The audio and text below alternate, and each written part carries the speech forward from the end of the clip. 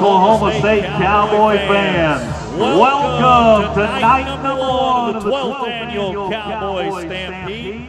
This is the award-winning rodeo, and it is presented by the Ferguson College of Agriculture and the OSU Rodeo Team here at the home of America's brightest orange, America's greatest homecoming, and America's friendliest college town. For night number one, I told you we were going to put you to a test. This is a college town. This is a school night, so this is where we put you to the test. But let me let you off a little bit easy, okay? The test is just making noise. All you got to do is tell the Cowboys and Cowgirls out back that you're ready to play with us on a Thursday for the opening night. So if you can do that, if you can dig deep, if you can bring the energy for all the players tonight, let them know you're ready to play alongside with them. Let's put you to the test on the count of 3. 1, 2, 3, let's go!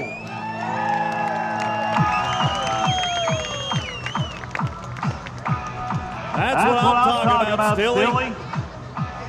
The fans came out tonight.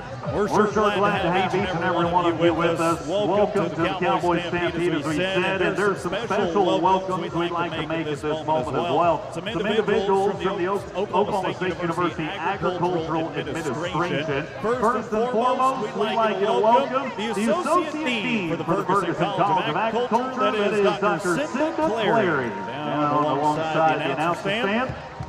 Joining Dr. Clary tonight is the Assistant Dean for the Ferguson College of Agriculture, that is Dr. Danny Belmer. She's working. Okay, all right. So always working. Dr. Clary, Dr. Belmer, always working to help improve our college rodeo. Glad to have each and every one of you here with us, as we said, and there is one introduction that is the most important of all, friends.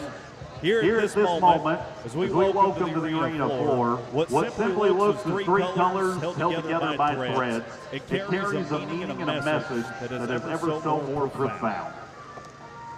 And you want to know why that flag carries such a weight to it every time it enters an arena, every time we see her flying so proudly? Because not a direction needs given. Each and every patriot amongst us tonight knows the honor that flag deserves by rising, removing cover, and paying respect to the men and women who proudly, still to this day, wear it on their uniform, or those that have given their life for the ultimate sacrifice so that we may remain free. It's a flag that has a storied past, moments that we may not be entirely proud of, but it has carried us to where we are today as a nation that, in my humble opinion, remains the last true beacon of hope, freedom, prosperity, and justice for all across this globe.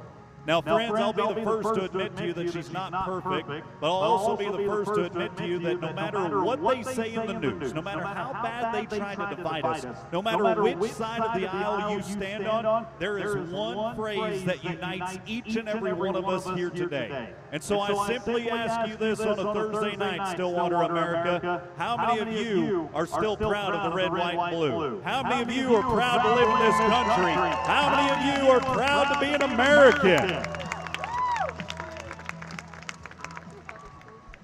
One of the greatest freedoms we have under this flag is the freedom of religion.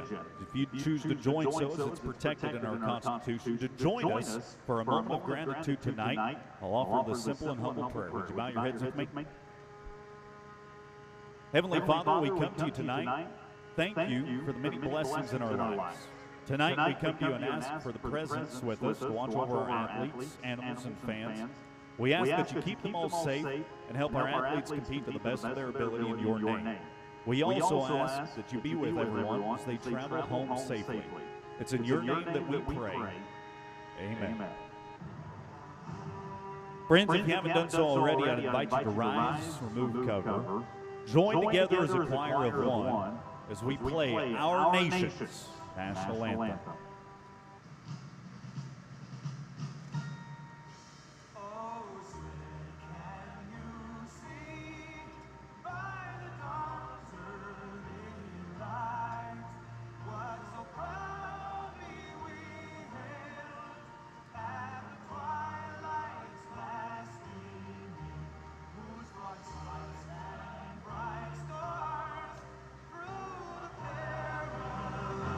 Fight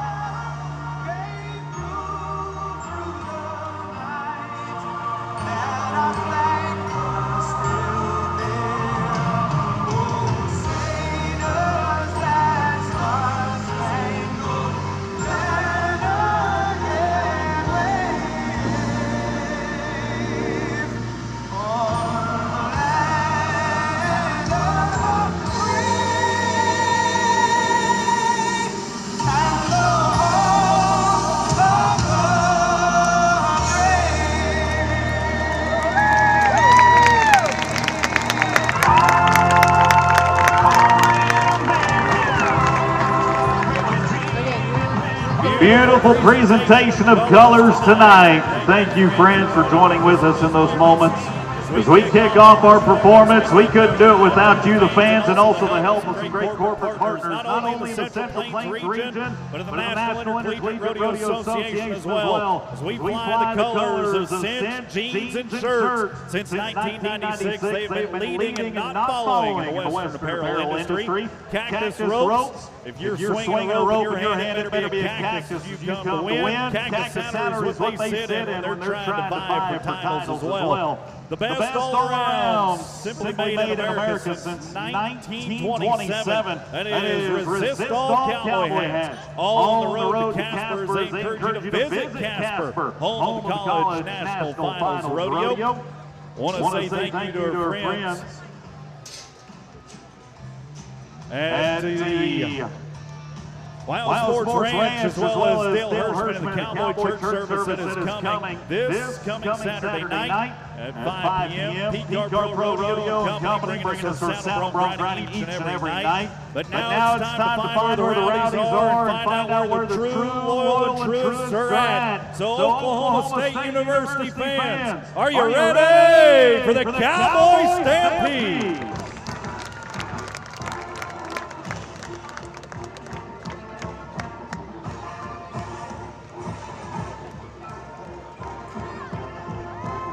Pistols firing on a Thursday night as the 12th annual award-winning Cowboy Stampede gets underway.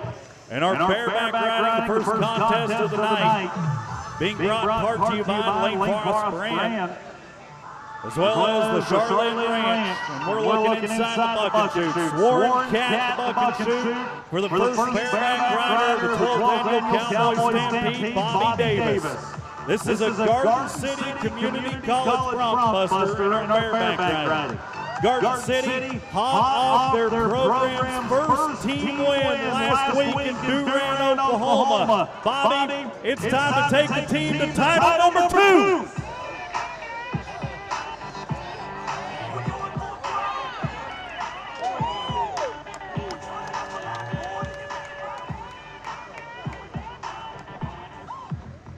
Bobby Davis for the Bronc Busters. Get set down to the ground on one of our various pickup men on hand. Kirsten Hampton, Josh Murillo, Kyle Robinson, TJ Castillo. And our NIRA judges, Kenny Heeman and Gip Allen, put pen to paper, try and mark down what the first Cowboy is going to turn in tonight.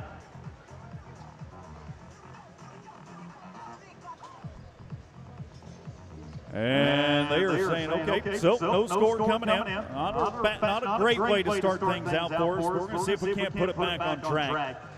Colton Matlock for the Southeastern Oklahoma State University Savage Storm. Coach Broderick and company watching their bareback talent inside the Ferguson College of Agriculture Alumni Society bucket chute.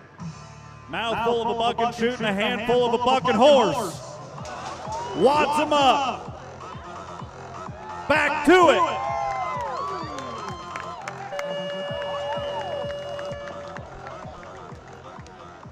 Rules of the game is Cowboy can't touch himself or the horse with his free hand at any point in the 8-second ride. 50 possible points for the horse, 50 possible points for the Cowboy. Our officials marking accordingly based upon the level of difficulty to ride, change of direction. But remember back to that very first part of that ride when the horse wads up, turns around a little backwards, runs him down the rail. Could be reason enough to award him a re-ride, but with our bareback riders getting 2 guaranteed head this weekend and determining whether or not they're going to come back and crown us a champion on 2 or 1 head Saturday night, a re-ride option, if it's awarded, may not be a smart decision if we can get scores turned in tonight. We have to wait to see what the final verdict is going to be from our judges to determine if Southeastern Oklahoma State be the first to draw blood tonight. Kirsten Hampton, Josh Murillo, Kyle Robinson, and TJ Castile batting clean up for us. Taking the Sumner and Robinson bucking horses out of our pen this evening.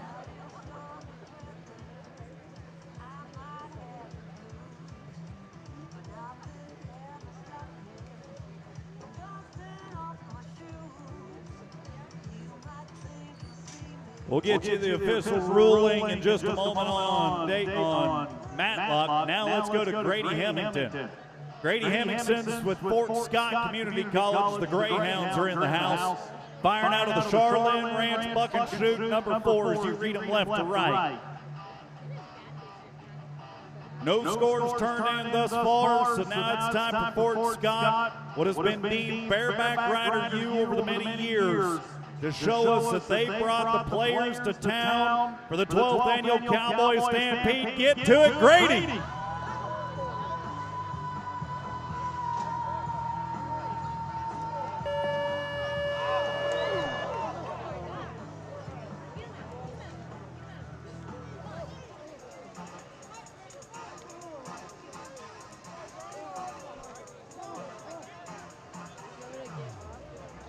Cowboy gets flung up over his rigging, hand wedged inside there.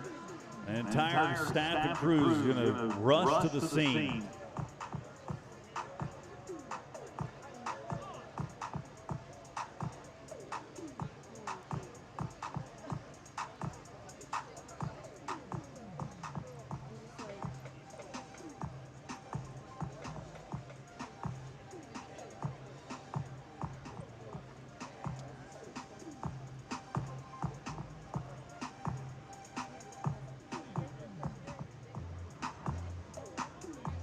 All right, so what we first need to note is the Cowboy's going to walk away, and the horse is okay. The second thing that we need you to collectively do, friends, is come together for not only our pickup men, but our arena crew as well, as they were first on that scene. Rodeo is raw, real, unscripted, and dangerous. But the Cowboy was in good hands with all of our pickup men, Kirsten, Josh, Kyle, and TJ. We can't say thanks enough to our arena crew as well. Our arena crew as well for being on hand.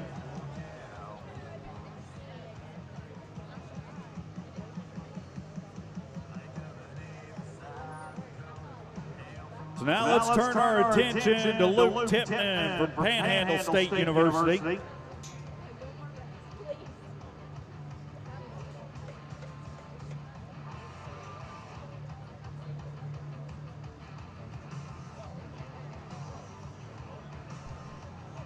Tipman for OPSU, the Aggies, in Goodwell, Oklahoma. Out of the Warren Cat Bucket Shoe. Let's get to it.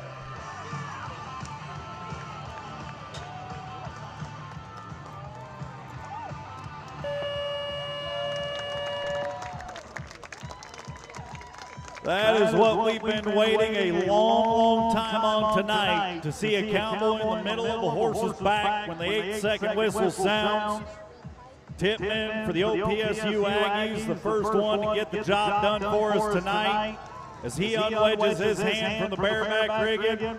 An Oklahoma college athlete's going to touch down on Oklahoma soil. Now you can talk to him, Stillwater.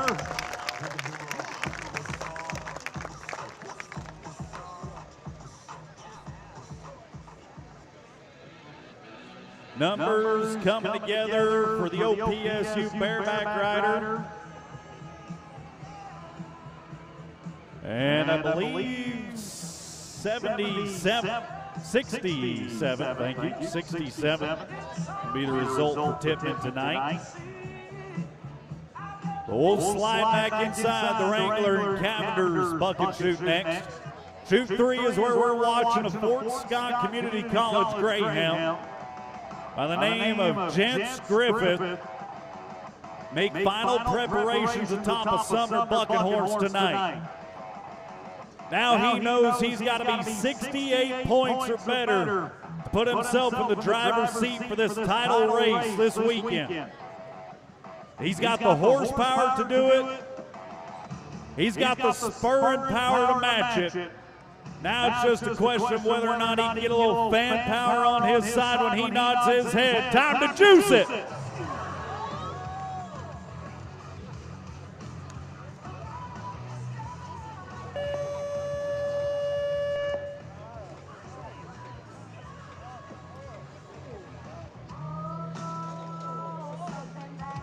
I'm just going to go ahead and say what everybody's thinking.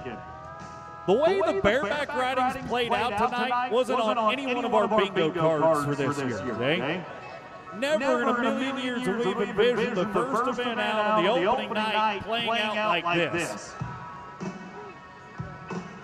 But somebody might ought to go tell that bareback rider to tighten up the cinch a little bit.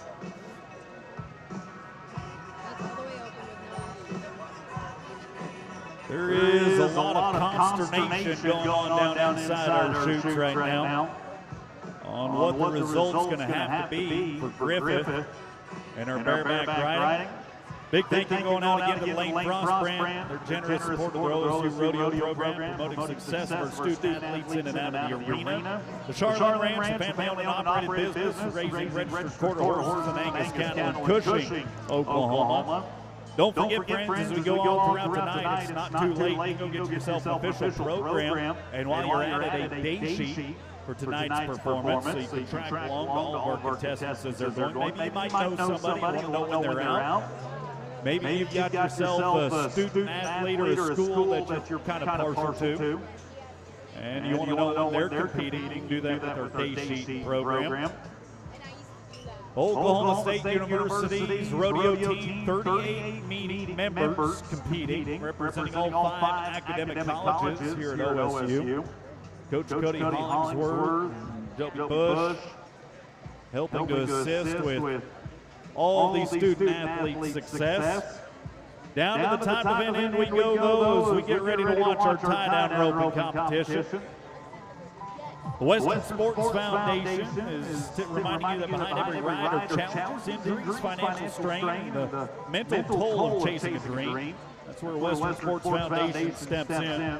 In partnership with Learfield College Rodeo, Western Sports Foundation provides scholarships, financial assistance, mental health resources, and life skills training to athletes so they can thrive long after the arena lights go down. Also want to say a big thank you to the Exchange Bank and Stillwater Milling Company. Tie-down roping made simple for all the rodeo fans here tonight. You catch them with the long one, you time with the short one. Got to give the calf a predetermined head start. Otherwise, we call it breaking the barrier. We might put your knowledge to the test a little bit later on how many seconds we add to the time if you break said barrier. String 1, gather 2, tie 3 together. Put a half hitch or a hooey on it. And catch can in this event. Unlike our breakaway rope a little bit later on. Catch can's going to come into play. Southeastern Oklahoma State University. The gunner in tonight's tie-down roping, Caden Bunch, for the Savage Storm down in Durant. Their college rodeo wrapping up just last weekend. This being the 3rd rodeo of the season for the Central Plains region.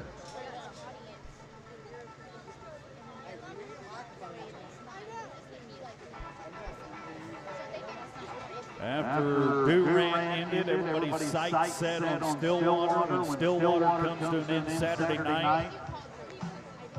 Everybody punching into the GPS, Alva, Oklahoma, for the Northwestern Oklahoma State College Rodeo.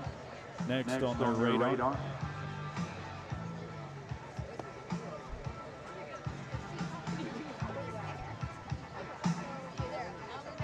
Caden Bunch, member of the PBR Team Series. And an all-around cowboy in the world of collegiate rodeo. If the NIRA had a Letterman Award for you competing time events and rough stocks, this cowboy would be a shoo-in. Oh, Caden! Oh, no. All right, so not how we envision that event starting out either. Sometimes it just ain't your night.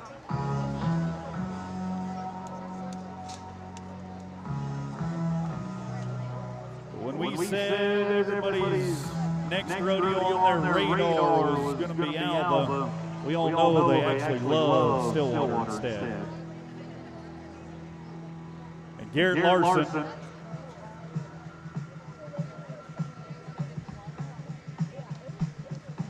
Western Oklahoma State University.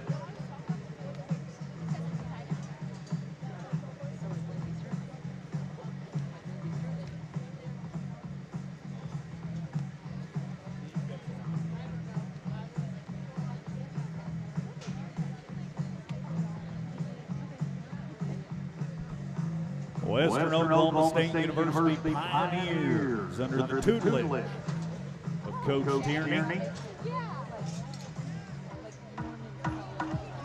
Gets it caught, now down the rope. You got to flank the cap before you can string the legs. Watch him get strong, get fast, gather in time. Go on, Garrett Larson.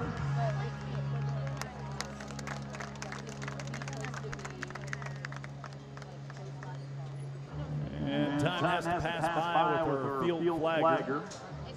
Van to get ready. Gives us the official nod and a 14-5 for Larson. That's how we're going to start things out with the first qualifying time tonight. Now our bareback riders, we mentioned just a little bit ago, they are going to get two head. There's not very many of them in that discipline, but every other discipline event that we're going to talk about, they've got to compete in these long rounds. Tonight's performance, tomorrow night's performance, slack tomorrow morning, slack Saturday morning. We're going to take the top 12 fastest runs or scores to our short round come Saturday night. Their short round time compiled with their long round time, the aggregate is what we're going to be talking about, crown us a champ.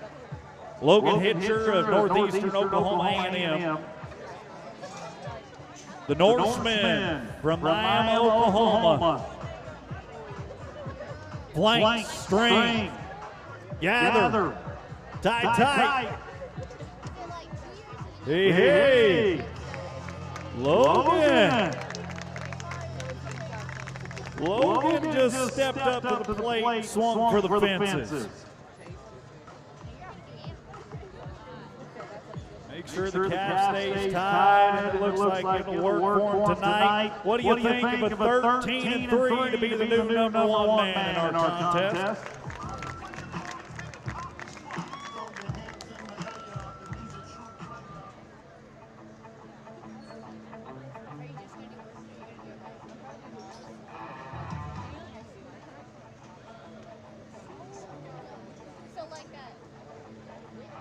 Now we turn our attention to Connor State College, Colton Joseph.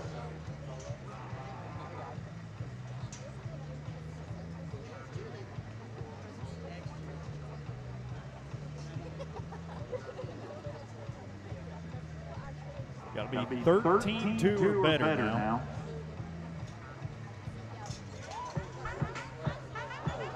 Oh, and Connor State.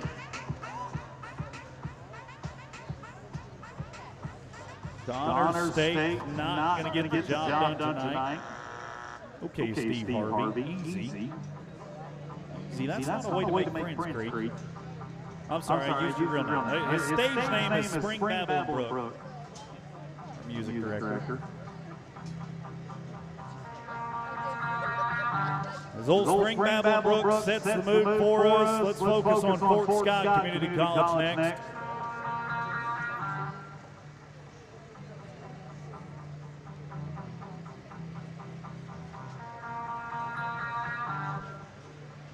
Carter Miller for Fort Scott is going to be our tight end roper next.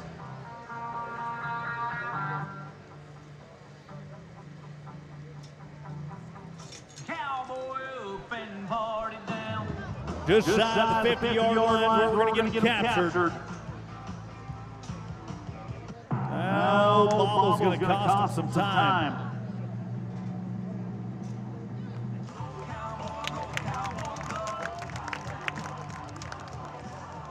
But despite a few fumbles on the field right there, he's still going to manage a 15-2 when it's all said and done. 15-2 for Carter.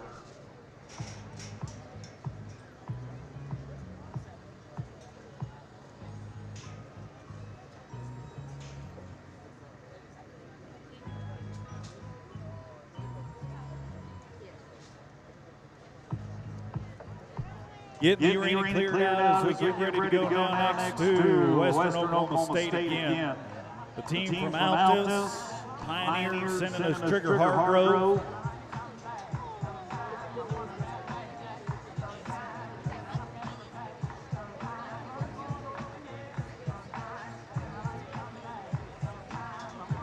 Cowboys and Cowgirls and Altus getting a college rodeo experience under the direction of a timed event champion of the world.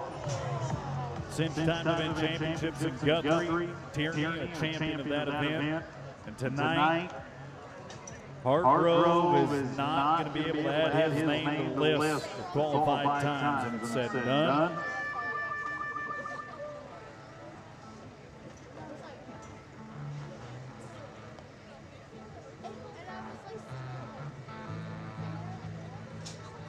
The Conquistadors. Yeah. Conquistadors of Dodge City Community College. Ford County, Kansas, sending us the next time roper. Cheston Smith Roman for DC3. Coach Perky and company. Lending half a hand to student athletes with all their collegiate experience. I don't say this every year I've been here. This is year number 9 for me, skipped a year last year, but feel like people need to know Dodge City Community College to be better known as Pizza Hut Tech. Right now, the Conquistador is fighting for his life, trying to keep this cap in hand. Oh boy. I wondered if that was going to be the case. It is catch as catch can, but when you catch him by 2 hind legs, it is awfully hard to put together a 3-leg time. Do the math. Pretty difficult. Okay, so if you're wondering why Dodge City is called Pizza Hut Tech, if you ever drive by their beautiful campus in Ford County, all of their campus buildings, unlike Oklahoma State's where it's the big, beautiful red brick buildings and orange bricks and the pristine campus, if you drive across Dodge City, looks like they've got a bunch of Pizza Huts in there, 2-story Pizza Huts on their entire campus, okay? Fun fact for the day. Be sure to come back tomorrow on Saturday for the next fun fact. As now we watch Murray State College, Jay Tubbs. Trying to be 13-12 or faster. Tubbs backing in against our cinch starting blocks down at the time event end. Horse sitting on the hair trigger, just waiting for the go.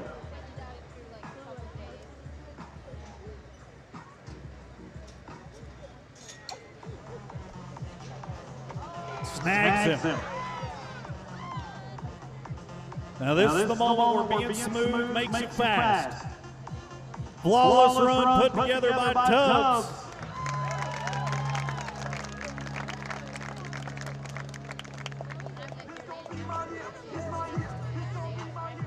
And we are stacking them up inside the top 4 right now. We're going to move him to number 2 overall with a 13-8 for Jay.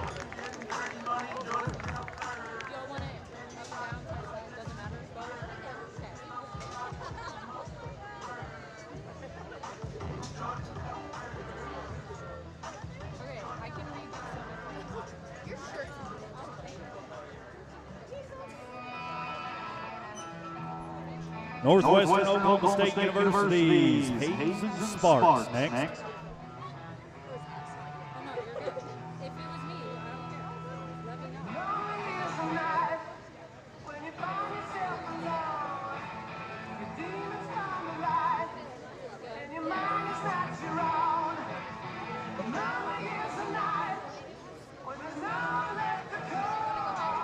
Hayes and Sparks, Northwestern Oklahoma State University. They're in Alamo, the Rangers.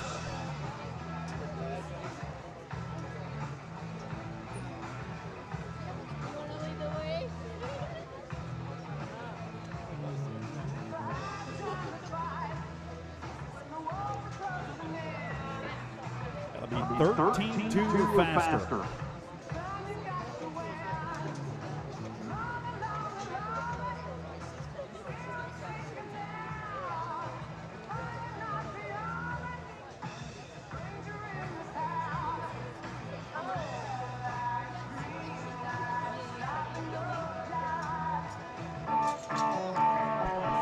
Come on, Sparks. Be the run we've been looking for. Got it started. Finish it.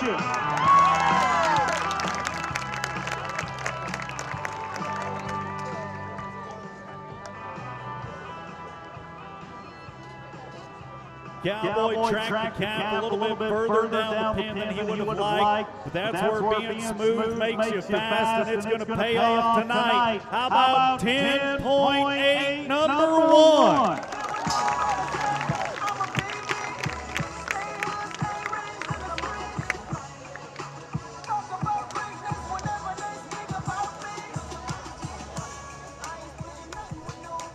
The Rangers have tracked them down as number 1 spot so far. But we will bookend our tie-down roping with the same team we started it with. Didn't pan out for the first Southeastern Oklahoma State Savage Storm member. We're going to see if we can't change our luck around with Blake Carter. Oklahoma-born and bred Cowboy for Carter, the Southeastern Oklahoma State Savage Storm. The bar's just been reset, but this is a Cowboy his entire life that has been achieving higher standards every time he backs into the box. No stranger to the winner's circle for Carter. Stuck it on him quick. Blake. Got the right stuff to get it done. Now everybody hold your breath in anticipation. Cap's got to stay tied. Judge gives us the okay. And when I tell you he just went to number 1, he did it in a big way. 8.6 seconds.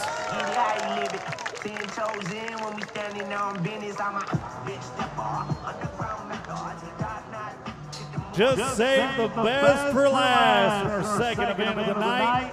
8.6 as he moves himself into the number 1 spot going into tomorrow's slack. Congratulations, Blake Carter and Southeastern Oklahoma State.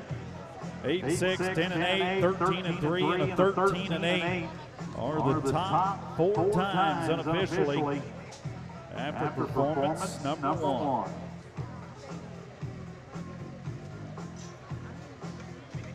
The ladies are in the house, though, now, as we say thank you to our friends at Powder River Livestock Handling Equipment. That's the official CNFR arena provider. Powder River also sponsor the NIRA Coaches Breakfast and Coach of the Year Award. Visit Stillwater, welcoming you to America's friendliest college town. For more information on events, lodging, restaurants, and retail, go visit stillwater.org. The Cowgirl back in the box first.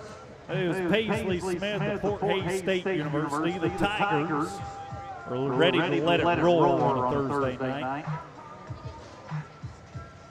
Coach Farrell, Coach Meyer, they're in Hays, Kansas, floats one out, but it's not going to get the job done correctly. So if you remember back to tie-down roping, we said it's catch as catch can. And breakaway roping, though, got to be that clean belt collar catch. What we mean by that is when you're catching them just around the neck with no other extremities, extra legs, beef in the loop. Typically, you think there's no such thing as too much beef, but in breakaway roping, there is such a thing.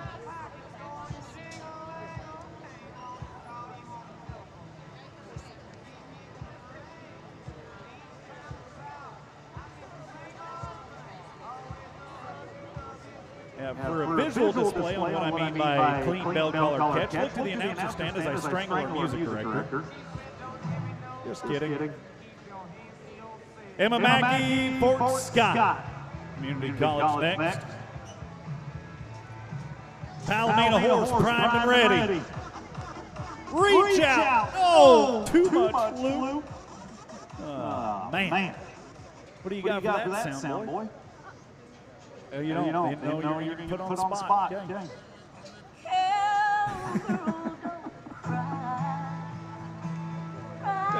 It doesn't have the same punch when you're late. No.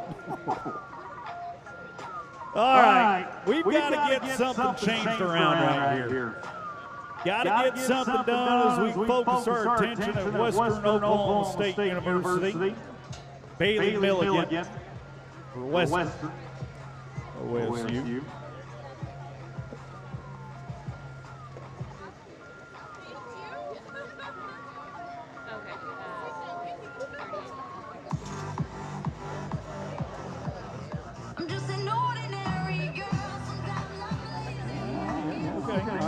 Quick on the trigger than some of our breakaway ropers right now. You're making all your hits. Now we just got to get the cowgirls to hit just right, too. Another no time goes in the books for Milligan. We'll focus our attention on NEO A&M, the Norsemen from Miami, Oklahoma, Norsemen and women, that is. Talia Elkington. Miami, Oklahoma, and Northeastern Oklahoma A&M.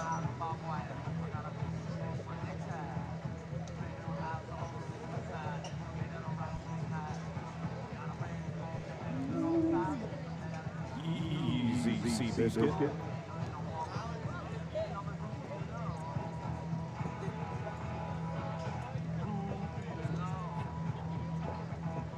Reset the horse. Back him in against our cinch starting blocks.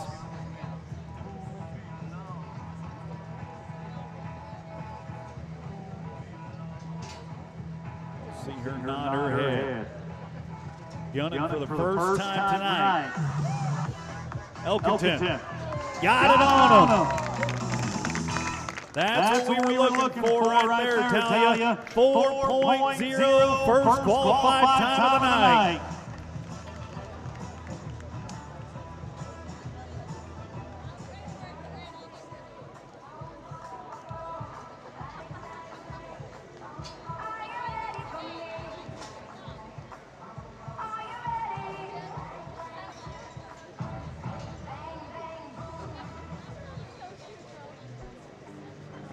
Travel back across the northern border of our state. Our friends in Kansas, Fort Scott, Kansas, that is. Coach Cross and Company bringing us the next breakaway roper by the name of Casey Felton. Central Plains region comprised of Kansas and Oklahoma. First college rodeo in Colby, Kansas. Second one of the season in Durant, Oklahoma. Now our Central Plains athletes convening in Stillwater. Fort Scott, not. Going to add their name to the list of qualified times tonight.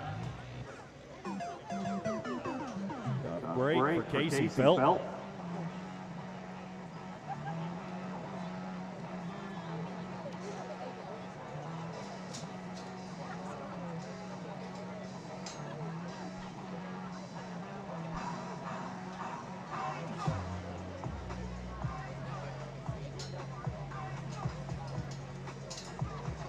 Murray State College next for Sydney Renaud. It's Coach Smith and Company in Tishomingo, Oklahoma. Murray State's got it going on. Not only that, but Sydney, you can hang your head a little bit higher as you just went number one. 3.1 seconds.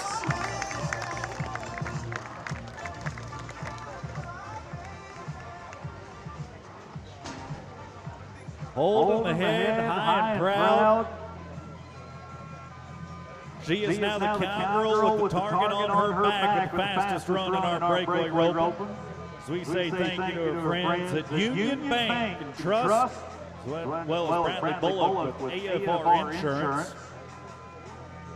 Powder River Livestock Handling helping bring us our breakaway roping as well. Ireland Richardson, Northeastern Oklahoma A&M. Three flatter, faster, Ireland. Reaches out, gets it snagged. And our third qualified time of the night with a 4-4 going on the books. 4-4 with 3 to go.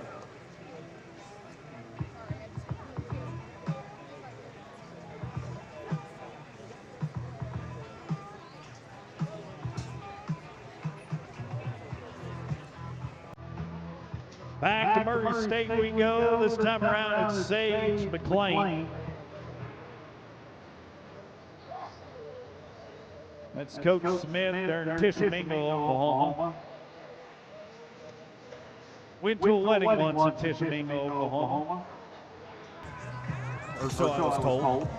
Murray State, not going to add their name to the lineup. Oh, we envisioned seeing it.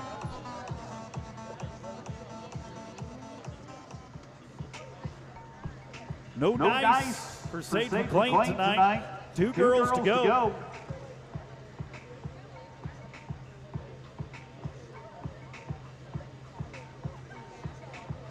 Fort Scott Community College has got it going on. Fort Scott, I got a good feeling about this one. Got a good feeling about this one as Sage Pemberton backs in the box next.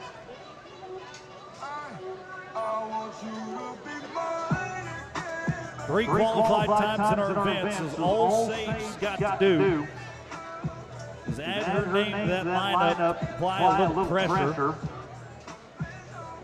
The remainder of the breakaway ropers through our weekend. Can't be in the hunt for our short round spots. You don't get the first one caught. Sage.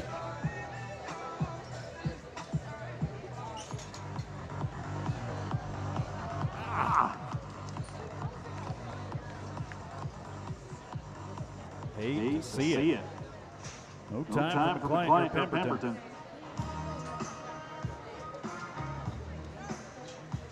One more to go, and she hails from Coffeyville Community College. Good old Coffeyville, Kansas.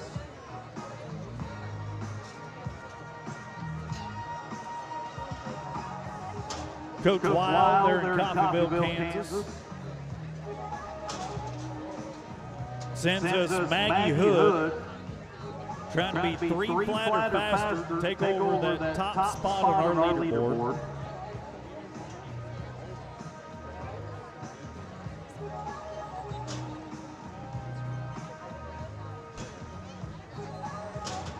You got to make sure everything's just right. That Palomino horse back in against our cinch starting blocks. Horse looking straight ahead, calf standing up, rope cocked back, all the pieces of the puzzle put together. Picture is not going to be crystal clear, though. And unfortunately, the thousand-piece masterpiece puzzle we were hoping to see. Try saying that 5 times fast. Instead, it's going to look a little bit like a Warshot test. A little blurry, a little bit up for debate. And not what she envisioned happening tonight in no time for Hood. So the way our breakaway roping is going to round out. Big congratulations going to Murray State College. Sydney Reynolds with the 3.1 sitting number 1 right now. That is the cowgirl to beat. Going into a little bit of slack tonight, actually. Tomorrow night's perf and Saturday. All the extra rodeo we can't fit in our performances. And be sure to join us on Short Round Saturday night. As we take things down to the bucket chutes, a little bit of unfinished business to take care of in that bareback riding.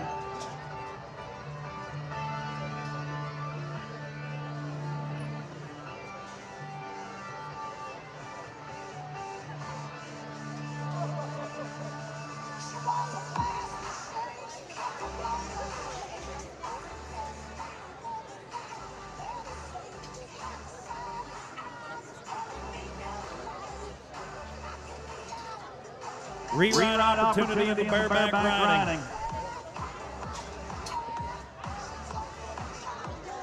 Colton Matlock for Southeastern Oklahoma State with only one score in the books from our first event of the night. You got to be 68 points or better. We packed the cannon that is Wrangler and Cavenders. Fuse has been lit. Matlock, time to explode with the gifted opportunity in your second horse.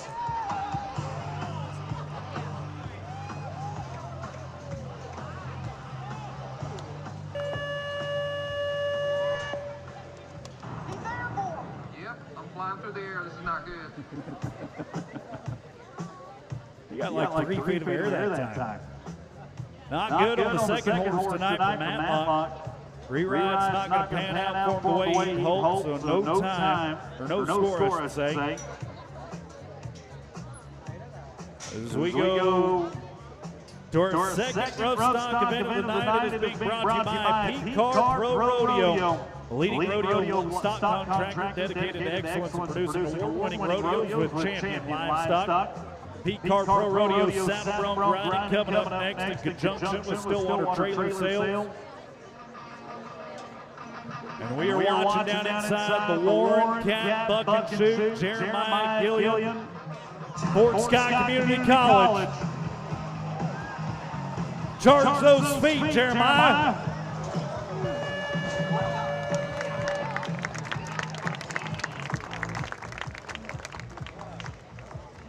With as many bronc riders out as we have, it is a game of just get back to the short round. Get your first one covered. Hope that it's enough to find yourself a chip and a chair to play again on Saturday night. And Jeremiah Gilliam comes out being the first man of the 8-second whistle. Will get scores turned in. And it might not be the prettiest numbers we've ever heard, but it is still getting him to a, as of right now, short round bound spot. And I don't know if that was half the score or all the score. Yep. That was half. Yeah, I need the other half. I'm not good at math, but it's pretty hard to do when you don't have numbers to add together. I've tried solving for X. I don't know what an obtuse triangle is, but you can add judges' scores together, get numbers turned in, and it is 63 points unofficially for Gilliam. 63. Now cast your attention to the Ferguson College of Agriculture Alumni Society Buck and Shoot. Cole Beasley, Southeastern Oklahoma State University. The next cowboy that we turn our attention towards in order to be 64 points or better.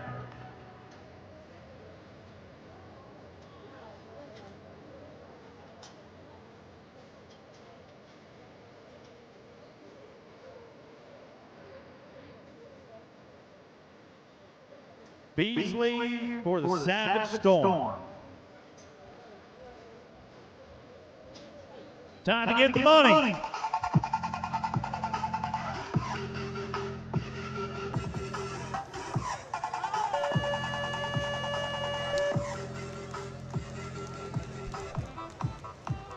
I'm pretty confident that bucking horse exhibited all 5 B's of dodgeball. He was dodging, ducking, dipping, diving, dodging all across our pen tonight, but the cowboy was able to stay in rhythm with them every jump and kick along the way.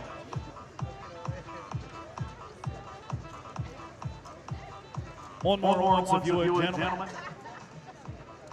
Yep, got that side. They are identical twins, our rodeo officials. And scores, how about a 60 tonight? Cole Beasley in Southeastern. And Warren Cat Buck and Shoot next for Mark Halliday. Coach Jim Boy Hash and the Garden City Community College Bronc Busters. Last weekend, for the first time in program history, collecting a team win at Durant, Oklahoma. Brady Irvine, one of our Garden City Community College Bronc Busters, now looking to showcase his talent to be 64 points or better. Mark Halliday, Mark Halliday, one of the Bronc Busters, looking to showcase his talent inside the Warren Cat Buck and Shoot. Under one of the Summer Rodeo Company and Bighorn Rodeo Company bucking animals we brought to town. Phil Sumner, Kyle Robinson. got the dancing partner to do it, Halliday. Now it's time to two-step your way to the pay window. Hopping, leaping.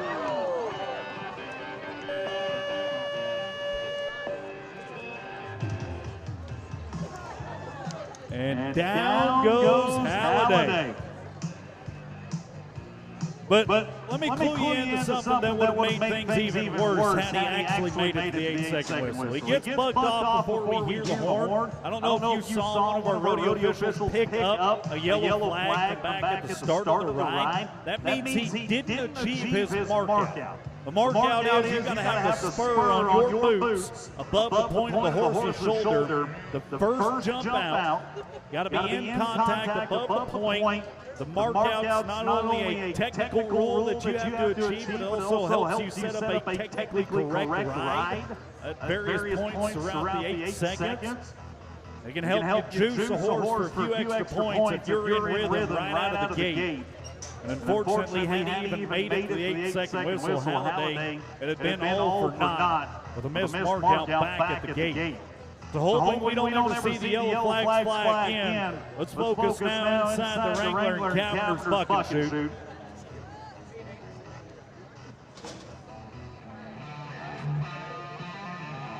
As we watch Jet Williams, Fort Scott Community College, the Greyhound hot off a win last weekend in Durant. Wrangler and Cavender's fires open. Jet Williams hip fire, hip fire.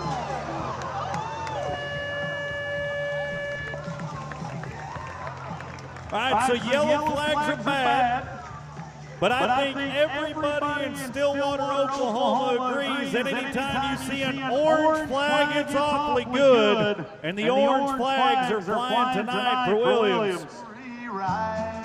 He does get a re-ride option with that horse stumbling midway through his ride. Yellow bad, orange good. It's just the rule of thumb not only in rodeo, but in Payne County and Stillwater, America as well.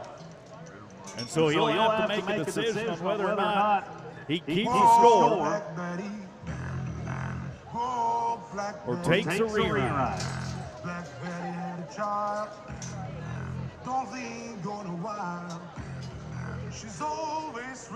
Charlotte Ranch, the bucket chute. Brady Irvine, the Cowboy. GC3 Bronc Buster. That is better known by his friends as the Screaming Eagle.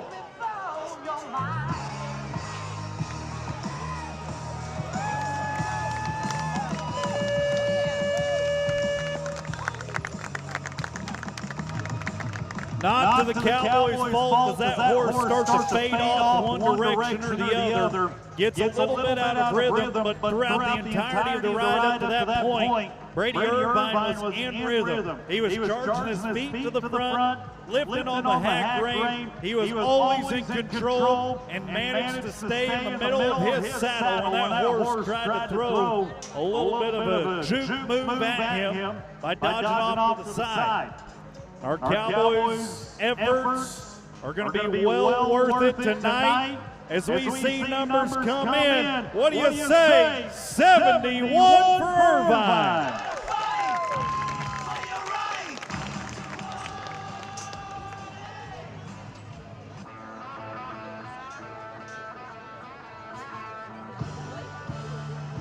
And now Cole Castor from Fort Scott Community College.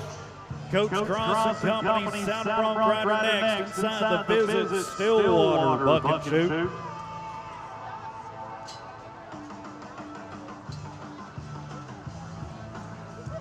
For all the happenings going on in America's friendliest college town, be sure to go to visitstillwater.org. He's looking to visit the pay window. Eject.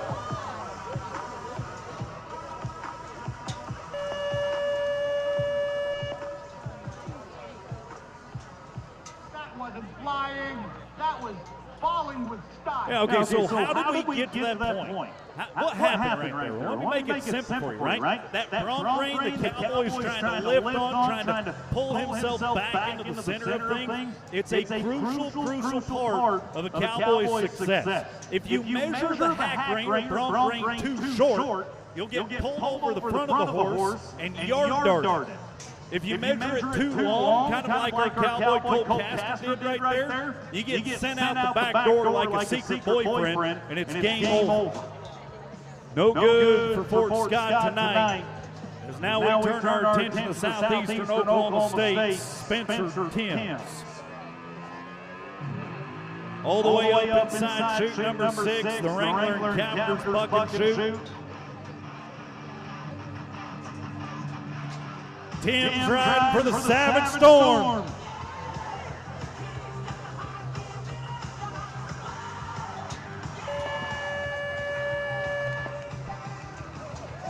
Horse is going to meet a little bit of the criteria judges are looking for.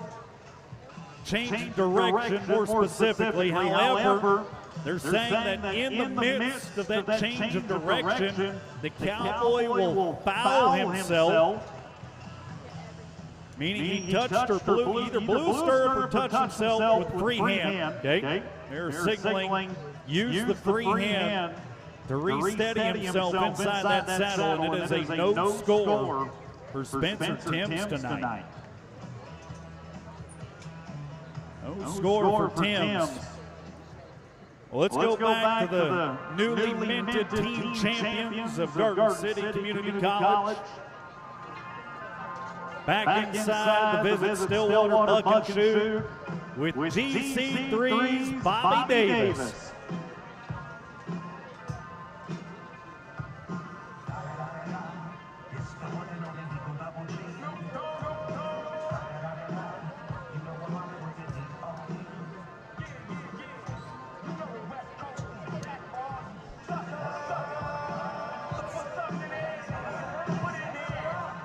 Visit Stillwater Buck and Shoot next.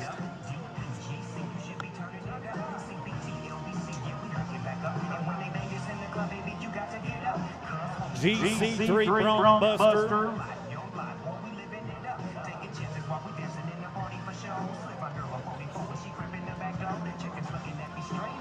Got to be 72 points or better to take the lead away from a fellow teammate.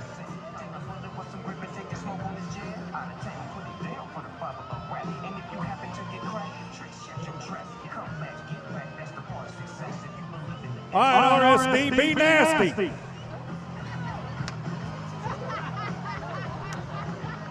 Somebody put an extra quarter in that horse.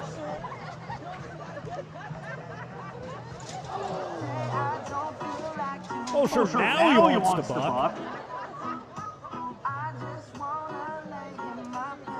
All right, take two. Let's try this again.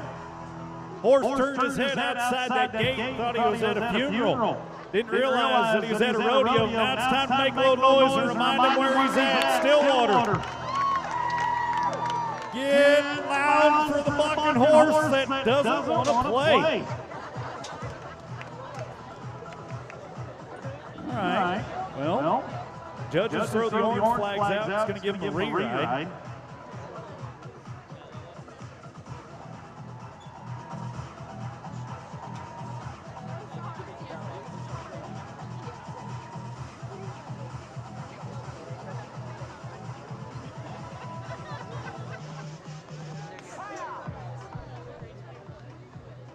Okay, so he's going to get a reride opportunity, I believe. The best way that I can explain that right there, it's that horse is kind of like Bullet last weekend. When we scored our first touchdown of the season, he got a vapor lock a little bit. He didn't know what to do. It's unfamiliar territory for him. We're going to give him a chance to rethink about what he's done. As we move down in our lineup next, the Charlotte Ranch Buck and Shoot is where we go to now.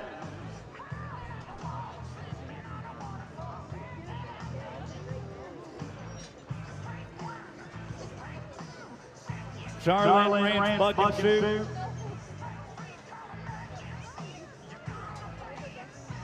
As we see another Garden City Community College Bronc Buster.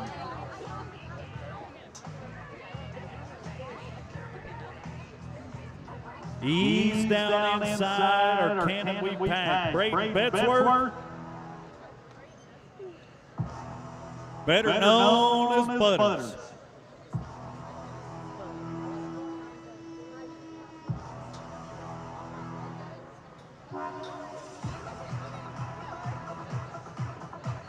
All right, Bedsworth, be the man. Feet to the front.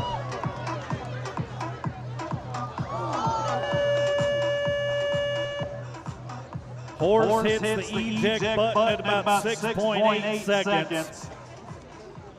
And Cowboy misses the horse out back at the gate, so they've been all for naught. No scores going in the books.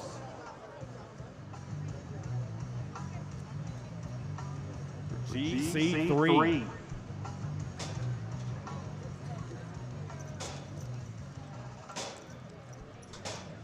Back to Fort Scott we go. As we say thank you once again to our pickup men on hand tonight, Kirsten, Josh, Kyle, TJ.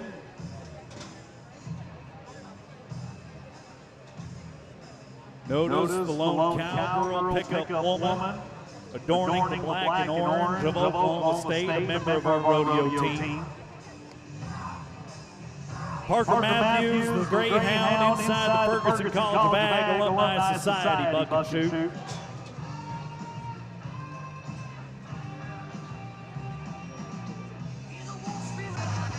Fort Scott.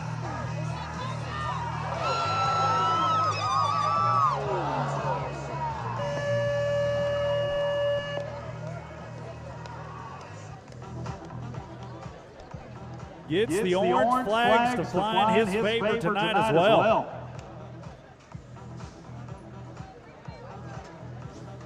Horse falls down like that. Automatic re-ride in favor of the Cowboy.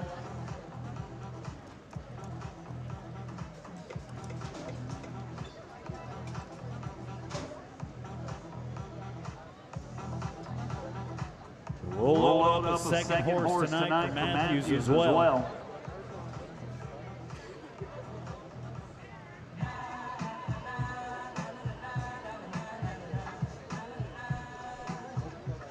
As our pickup men back clean up for us.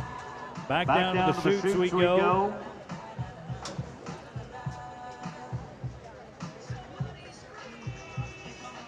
For what looks like another Fort Scott Community College greyhound.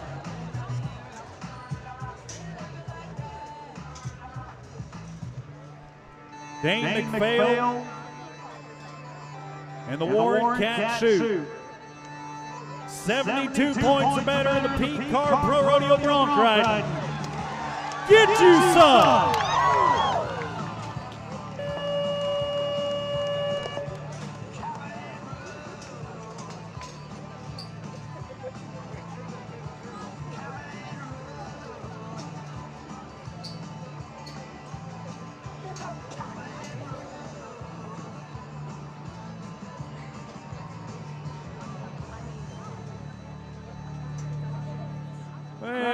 Man. Things were looking so good right up until they weren't. Almost makes you want to say, oh.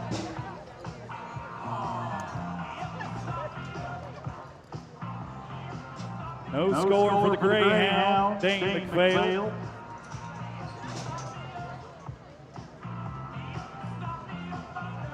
Looks like we're scurrying down to the Charlotte Ranch buck and shoot.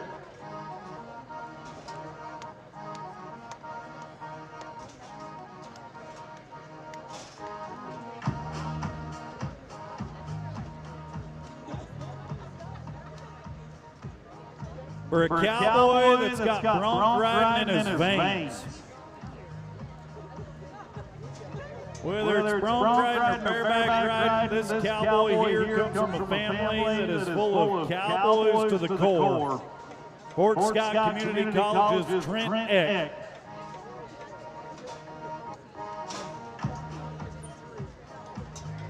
The next greyhound to watch in our P-Card Pro Rodeo saddle bronc riding.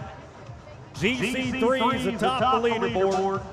They hold control as one of our 3 qualified scores turned in thus far.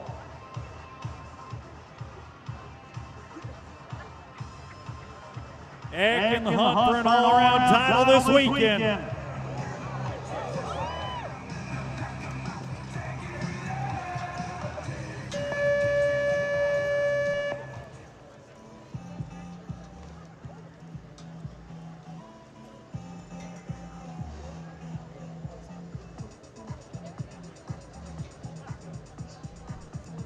No dice for Eck tonight.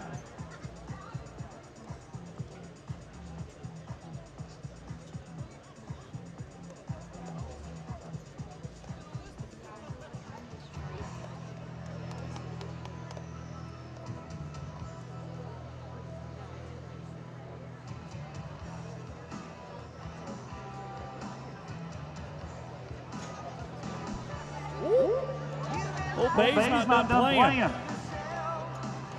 Having so much fun tonight. Thought he might just go make himself his own trip over to one of our food trucks we have on site.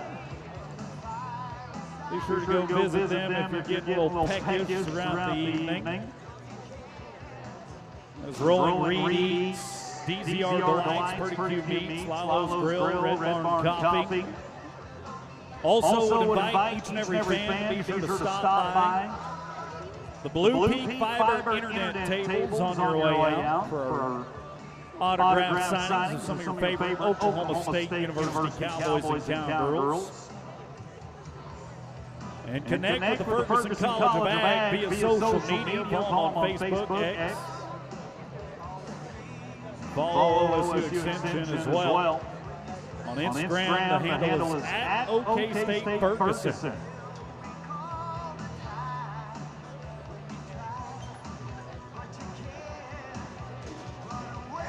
Casey Nowicki from Garden City Community College. Time for the doctor to make a house call.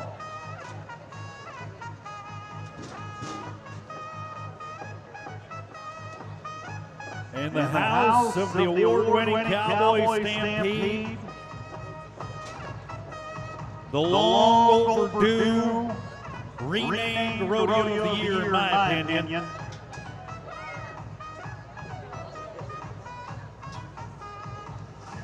The doctor is going to operate for our 4th qualified ride of the night.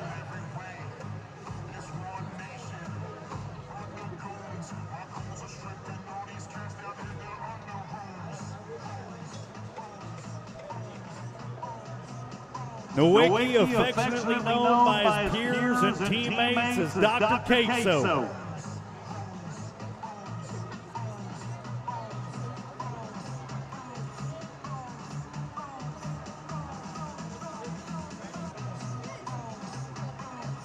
And we are long overdue for our next qualified ride, Nowicki.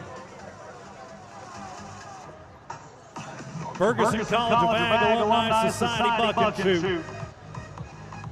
For the GC3 Bronc Buster, that is Fixin'. To prescribe us the medicine we need to get back on track. No!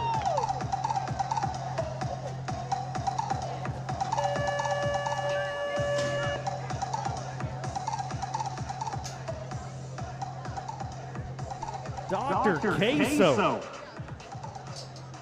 That right there was yellow queso energy. It wasn't white queso energy. Pitiful. Gave his best shot, though, folks. All the Cowboys and Cowgirls, their one shot at short round bound Saturday. 110% effort in every run that they made. Can't take away from the trying, valiant effort made. GC3 Bronc Busters tonight.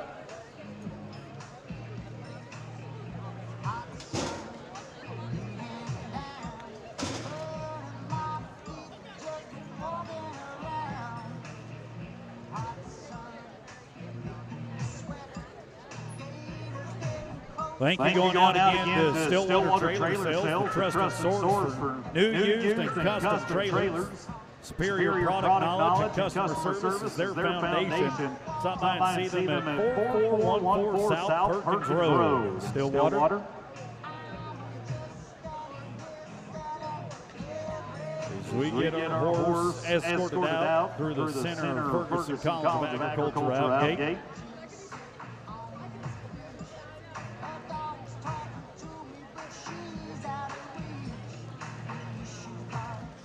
Time to watch Zane Magner ride for the Greyhounds tonight.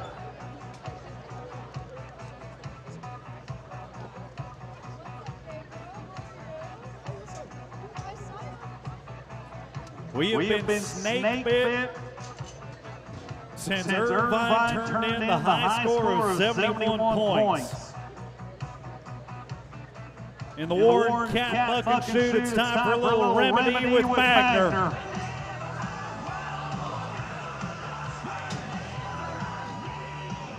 Yes! Well worth the wait on a Thursday night. Kansas Cowboy gets set down on Oklahoma soil. Come on, Stillwater, talk to him.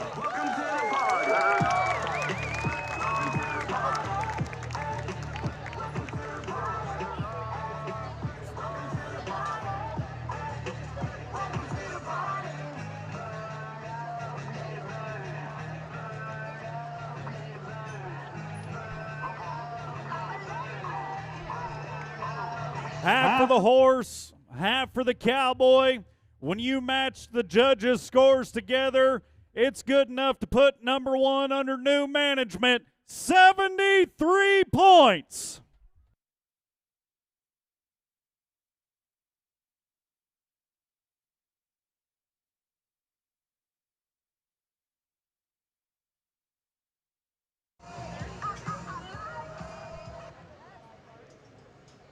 $74 better now. Wrangler, Cavender's Buck and Shoot. Fort Scott Community College.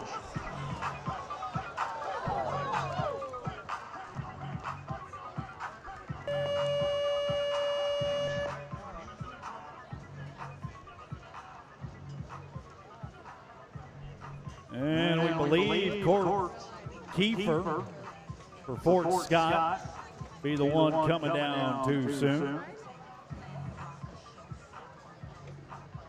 A no score for the Greyhounds and our P-Card Pro Rodeo saddle bronc riding.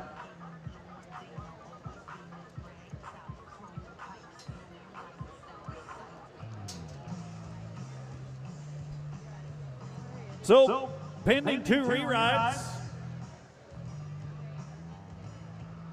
Pending two rerides, Parker Matthews, Bobby Davis getting a second horse, 2 for the price of 1 tonight. Right now, the way the leaderboard is going to look, 4 qualified scores, 60-63. Brady Irvine bumped to number 2 at the 71, and Zane Magner is the man in charge of the board with the 73. And our P-Card bronc riding coming to a close for the time being. As we say thanks once again to our pickup man on hand. Kirsten, TJ, Josh, Kyle, the whole arena crew, staffed and ready to lend a hand if need be. We'll send the extra horse out to Ferguson College of Agriculture gate, but we're taking our attention back down to the timed event entrance.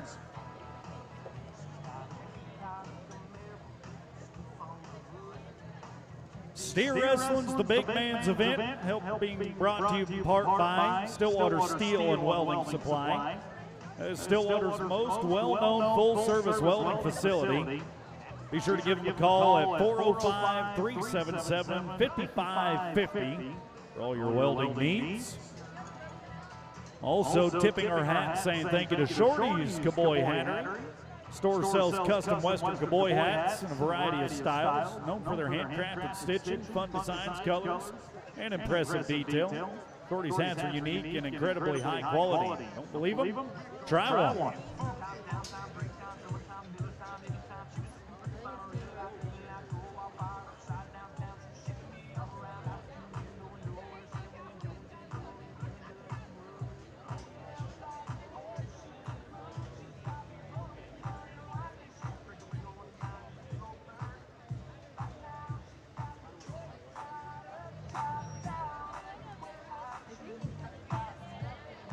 If you've loved what you've seen so far tonight, we encourage you to come back and join us tomorrow night.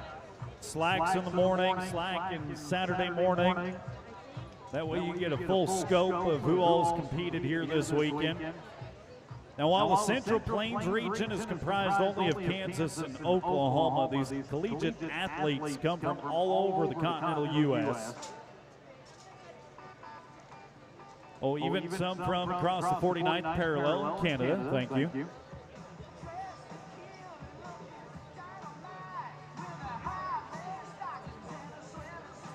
But we encourage you to come back tomorrow night's performance at 7, short round Saturday, 7 o'clock. Prior to our short round, you'll get to hear the word from Dale Hirschman at Cowboy Church, 5 o'clock in the grandstands. Shiloh Glover, Northwestern Oklahoma State University. Coach Callie Griffith and company. They're in Alva, Oklahoma, the next rodeo on the schedule for Central Plains region athletes.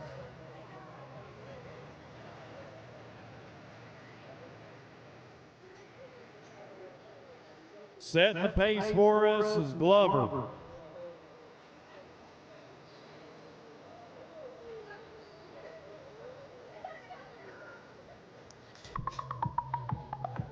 Got to get out and get down. Oh, try and throw them to the ground. Tonight it is just going to be a pair of dusty jeans and a long walk back to the time event in for Glover. Time.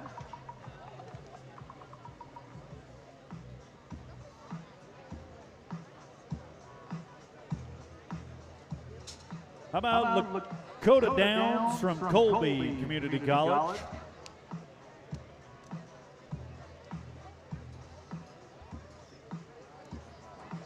Colby Community College, Colby, Kansas, the first rodeo of the season for our Central Plains athletes. That's Coach Leroy Hayes in Colby, Kansas.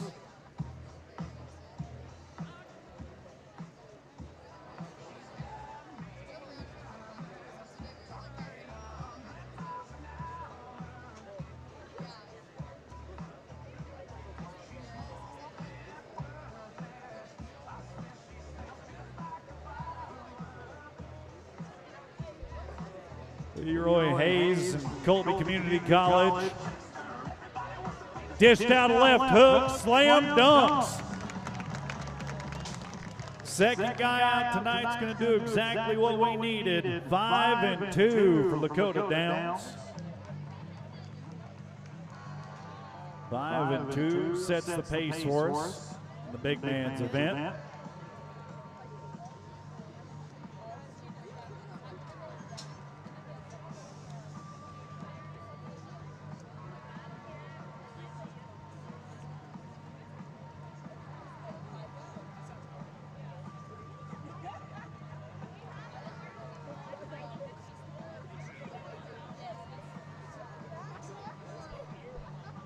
Bryce Jackson, Dodge City Community College.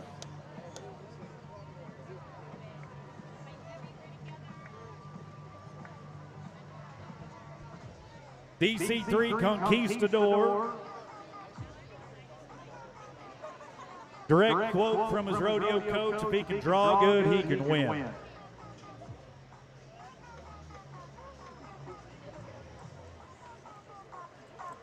The cool thing about the sport of rodeo is you're going to see competitors that you're trying to best and beat stand right alongside you and help you with your run or ride.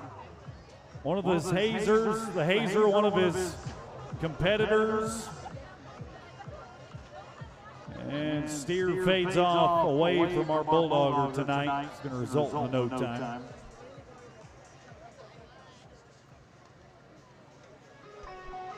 Would love to know what insightful quote his coach would have about that.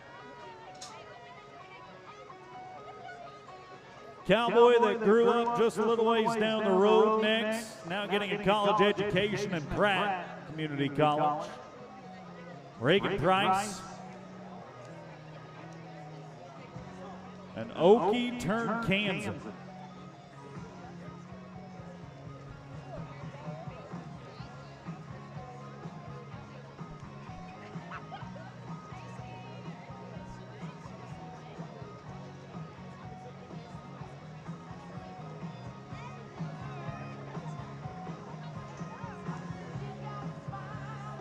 Okie turned Kansan, went the opposite direction of what I did in my life. Pratt Community College Beaver next. 5-1 or faster for Price to take over the #1 spot on our leaderboard.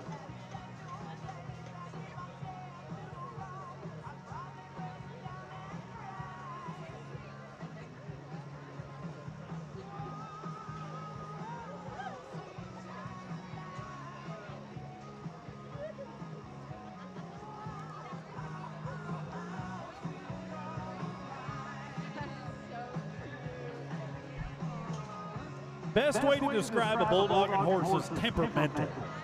Okay. Finicky, maybe be another word.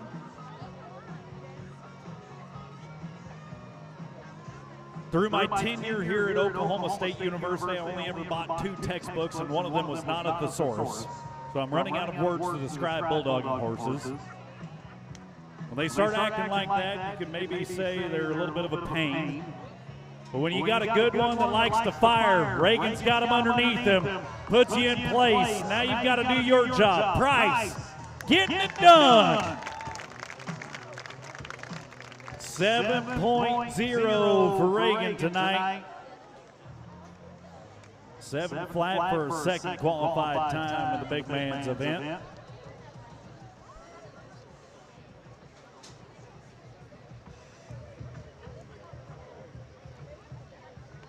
Now, let me go back. Let me say this real quick. I know that there's an individual sitting in this grandstands that would not want me to advocate to not buy textbooks. Okay, Dr. Clary. But I will say this, I did just fine without buying them. Do what you will with that information, students, okay? Now, if you look at my transcript, I maybe should have bought the textbooks. Meanwhile, back at the ranch, the cowboy we're turning our attention to next, that is Caden Kennedy. Kennedy's not going to have any luck tonight either. No time for Kennedy. But a cowboy that is no stranger to backing into our time event box. Roper Voskamp, Garden City Community College.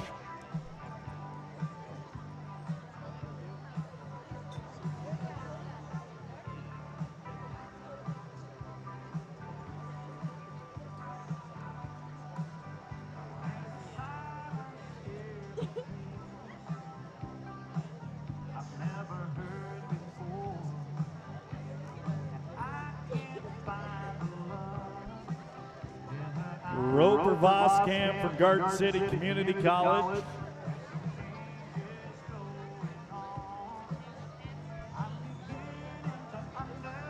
The Bronc Buster, formerly of Missouri, now getting a college education in Kansas.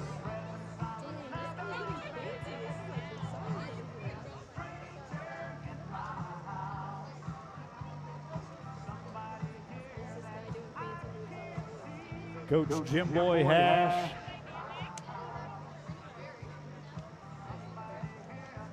And the GC3 Bronc Busters that can say they're no strangers to the winner's circles as well.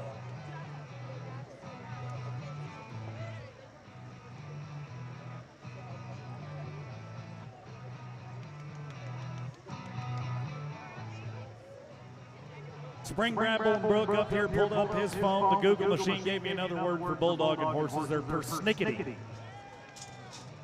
Voskamp got it done. Garden City Community College just went back to the top. 4.9 seconds.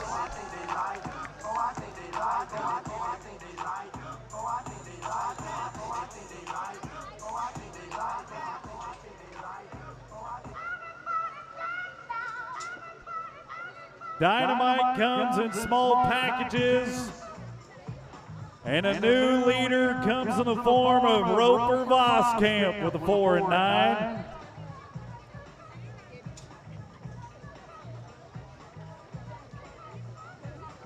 Time to see if Hazen Sparks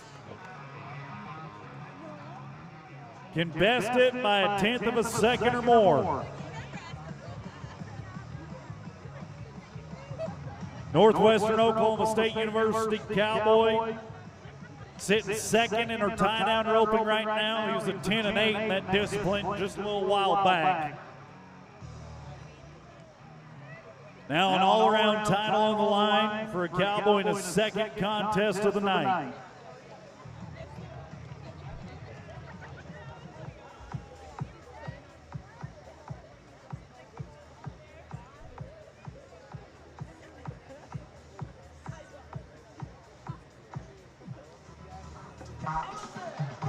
Time to let the Ranger quick draw. Oh, missed the hook. Back in position. Now get it done. But it's going to go from bad to worse. Would have been a 10-2, but he broke the barrier.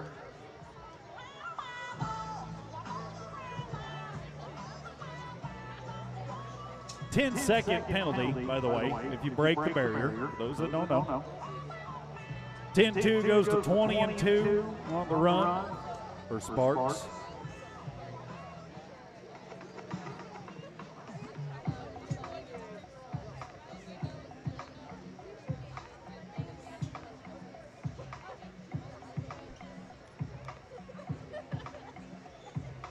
Riggs, Rotenberg, Garden City Community College next. Formerly from the Badlands of North Dakota.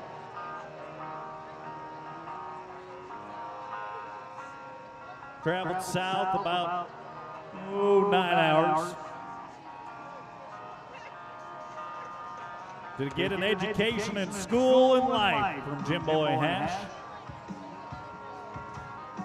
GC3 Bronc Buster. Put the hurting on one. GC3 is going to find themselves a top 3 for that run, 6-2. 6-2 for Riggs.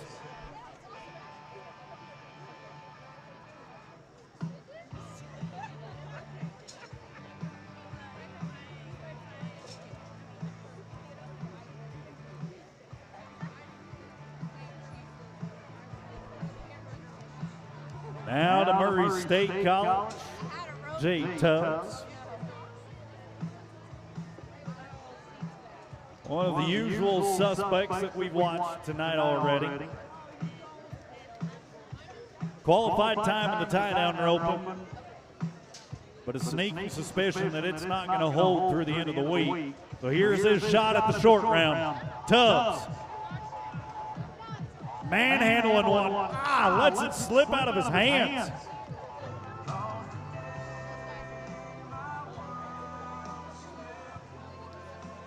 Picks up his resist all cowboy hat and walks back thinking he knows he shouldn't have ate that popcorn before his run.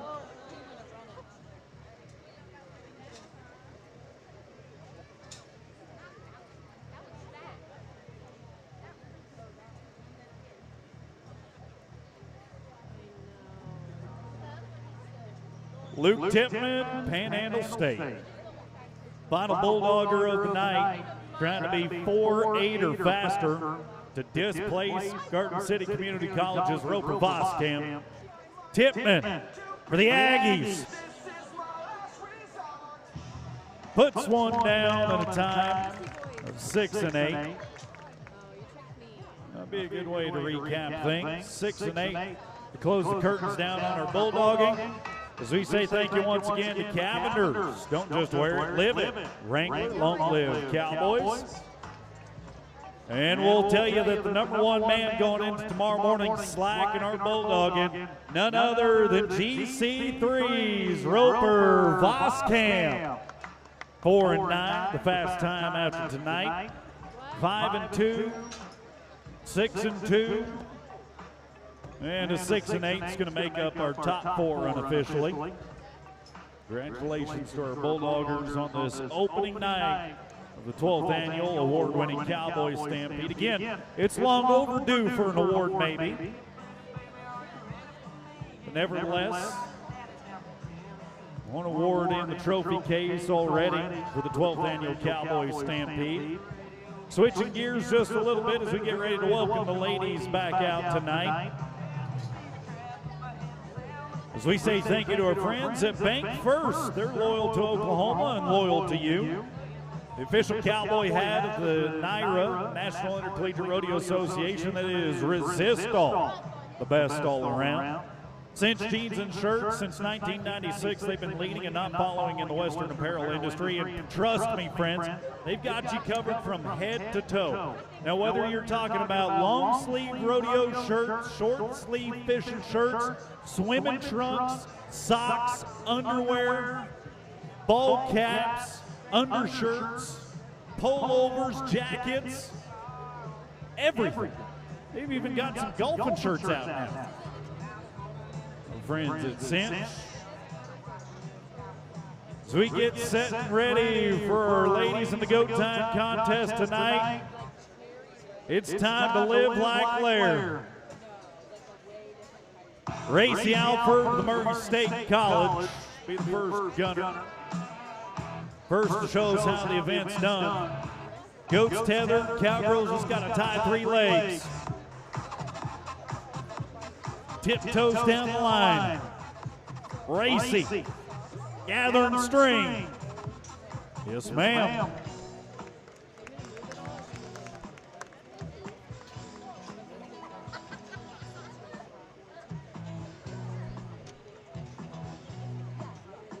Nine and 5 for Racy Alford tonight.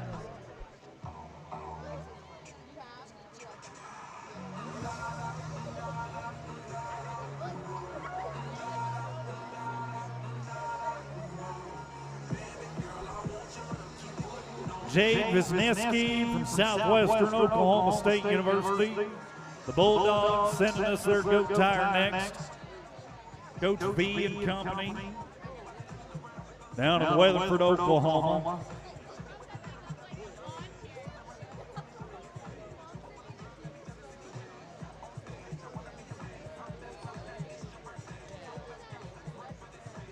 The goat tie title that means so awfully much in this town especially. The cowgirl now trying to be 9-4 or faster, puts a bow on it. Jade Wisniewski hoping the goat stays tied. When it does, I can tell you she just went straight to the top. 8.0.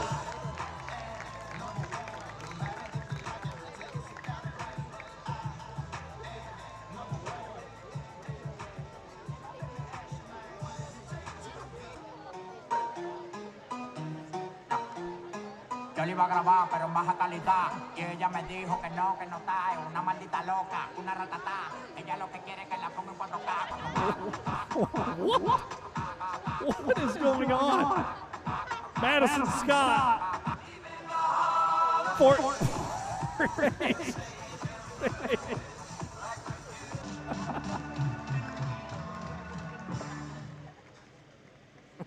All right.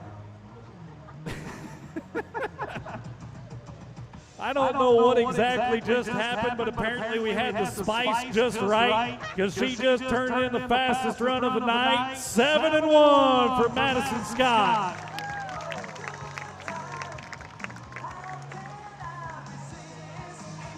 Seven and 1 for Madison Scott as we listen to a little taste south of the border. The only way that could have been better is if somebody was hand-making guacamole right in front of us. All right, Trisha Lammers, time to put this train back on the tracks. The bar's been set every run so far. Now we got to be 7 flat or faster with another Bulldog from Southwestern.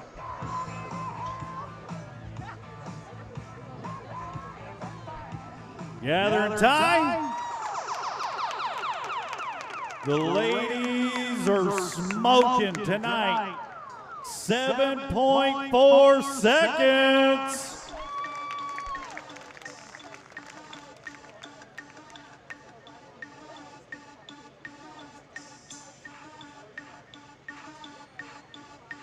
Back to Colby Community College we go next.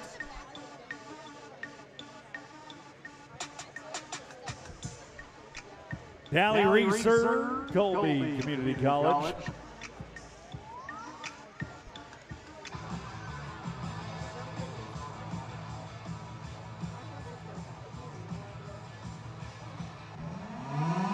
Getting the job done tonight, a 9 and 9. 9 and 9 in our bank first, Resisto and Cinch goat time.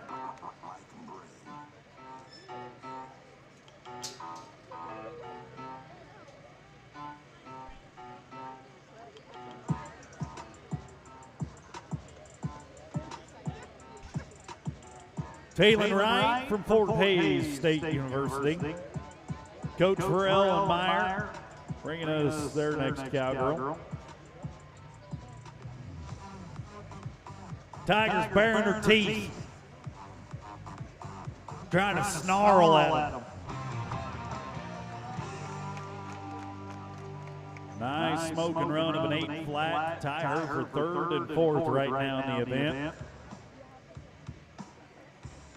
8 flat. Not only are you going to get a chance to meet some of our cowboys and cowgirls at the autograph booth after our performance, courtesy of Blue Peak Fiber Internet, but in case you were wondering, as we said, a Fort Hays State University Tiger was snarling at him. In case you were wondering what a Tiger snarl sounds like, our music director, Creek Williams, will be at the Blue Peak Fiber Internet table as well to display a snarl.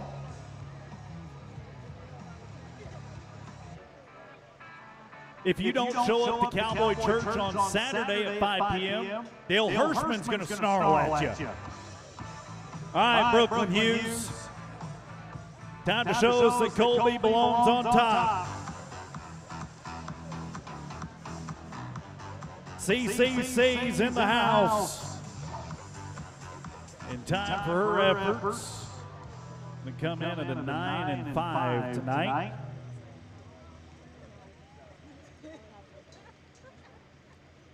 Nine and 5 for Brooklyn.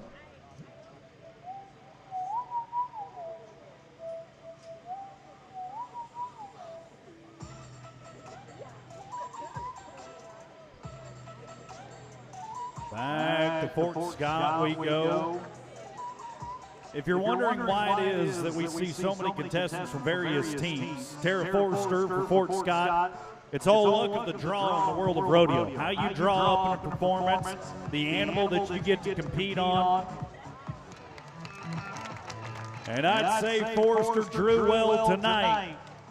Bottom of the pack, middle of the runs on the go, and she is going to move herself to a top 3 position so far. 7.6 for Forrester.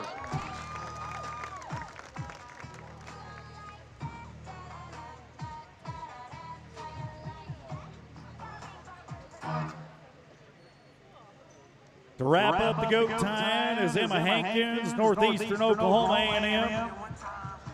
Coach Unghauer and company there in Miami.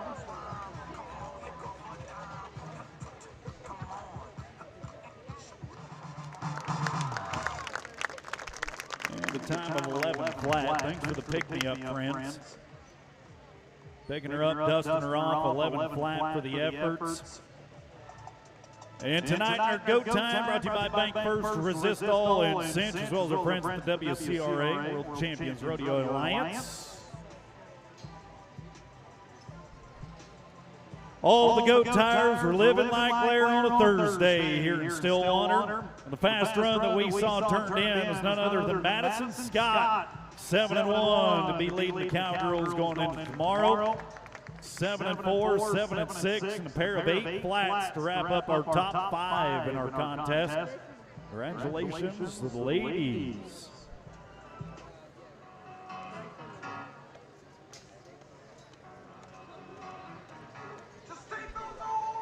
Team Roping being brought to you in part by the Cowboy Nation Hay and Outpost. If you're looking for clean, fresh hay, Cowboy Nation Hay and Outpost deliver the best around. Locally produced, carefully baled, and always reliable. Keep your animals healthy and happy with Cowboy Nation Hay and Outpost.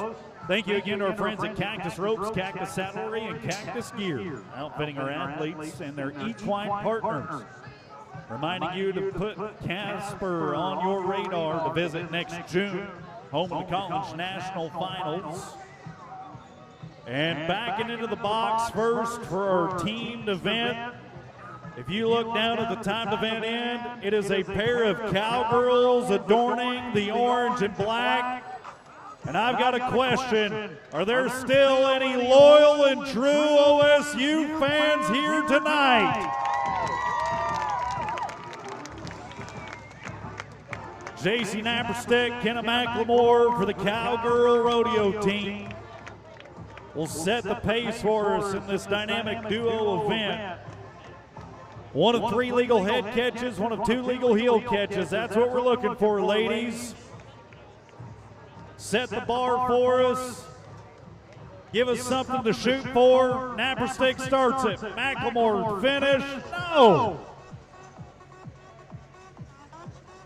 All right, friends, they're still part of your Oklahoma State University rodeo team. You're not about to let them ride out of here in silence, are you?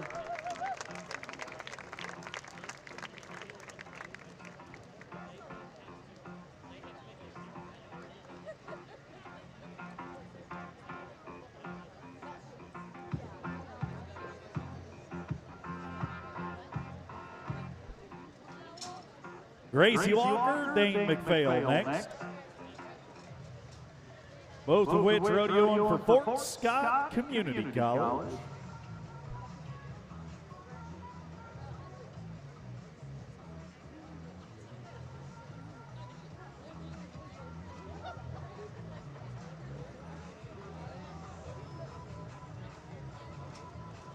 Fort Scott Greyhounds looking to be the first qualified time of the night. Steer fades off a little to the left. Cowgirl back to the right.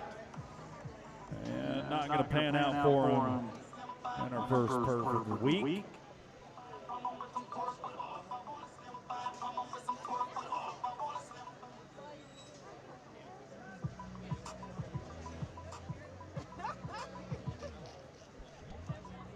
Let's see if Brody Goodson and Caden Bunch can fare a little bit better for us next.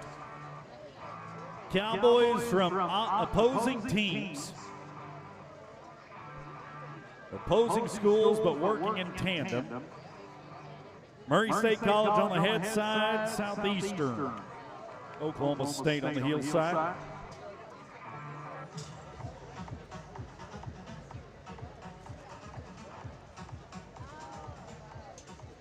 No time.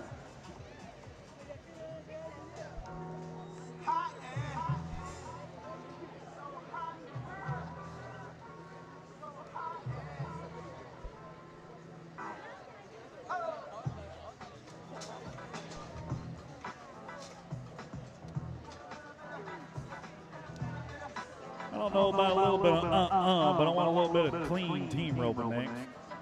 Brody Grigsby and Nathan Dean's going to do it for us. NEO.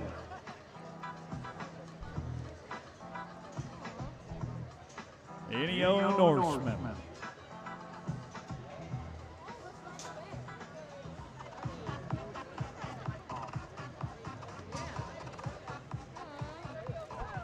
No!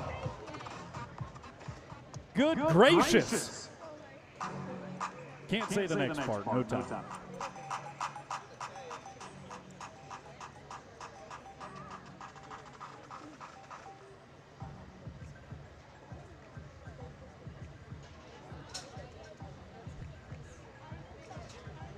On the head side of the team, it is none other than Oklahoma State University's Joe Reyna. Northwestern Oklahoma State, the Rangers with Kerry Duvall on the hill side. For a Cowboy and a Ranger to pair up, trying to find our first qualified time of the night. Reyna. Not going to pan out for him tonight. Half the team's one of your own, though, Stillwater. Go ahead and pay them off with a little bit of love. There's nothing tougher than competing at your hometown rodeo when all the pressure's applied.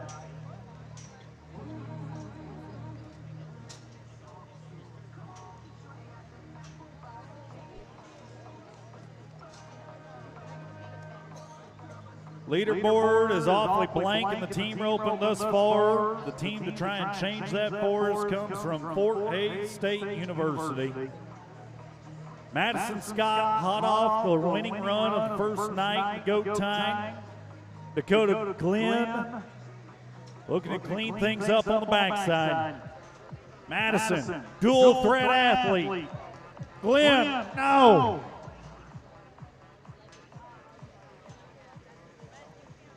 And unfortunately tonight, half the equation solved, the other half remains a mystery. No time for another good team going out empty-handed.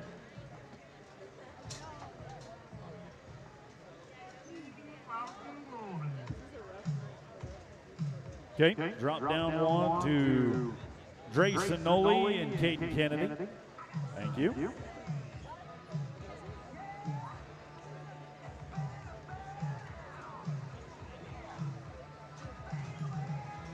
Noley and Kennedy of Northeastern Oklahoma A&M.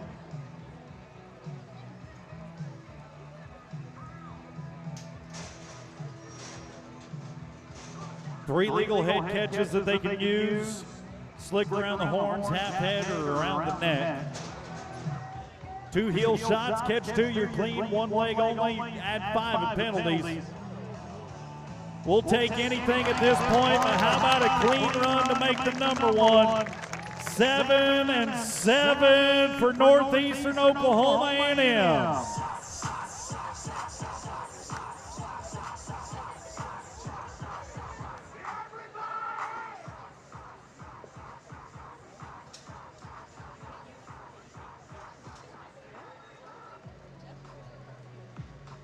And if the previous 6 runs are any indication on how the week's going to go, 7-7 very well may be safe going into short round Saturday.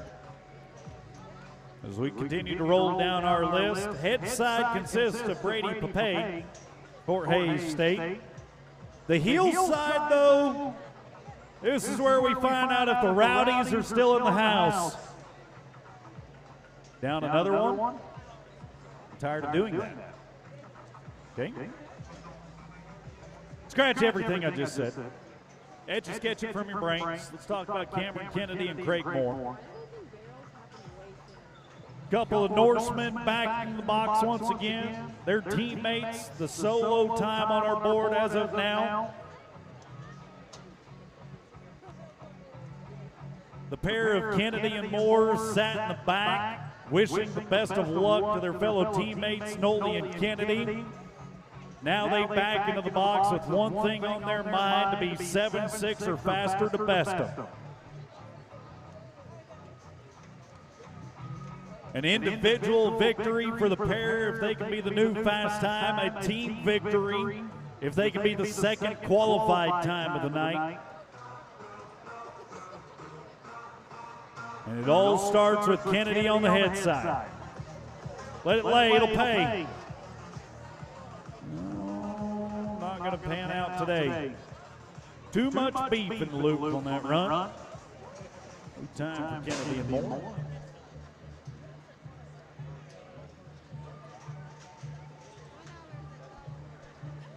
Up to where? Savannah and Hazen. Okay.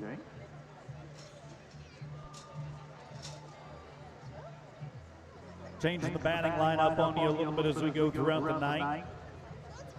And our Cowboy Nation hay and outpost. Cactus ropes, saddlery and gear, Powder River and Visit Casper team roping. Northwestern Oklahoma State University, Savannah Greenfield, and Hazen Sparks. Busy night for Sparks on the backside, his third event of the evening. Greenfield making a debut appearance on the night.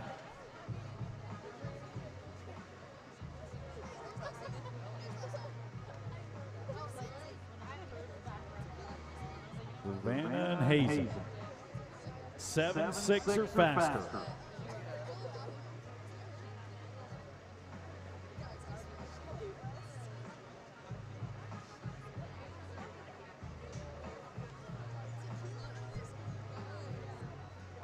Northwestern Oklahoma State University. Griffin and Company, coach there at Alva, coaching them up. Cowgirls got them captured. Cowboys doing his job. That's all right, we'll take it. 5 in penalties. Gonna make it a 14 flat when it's all said and done. But a 14 flat right now, our second qualified time of the night. Gives them a good spot to watch the rest of the competition from.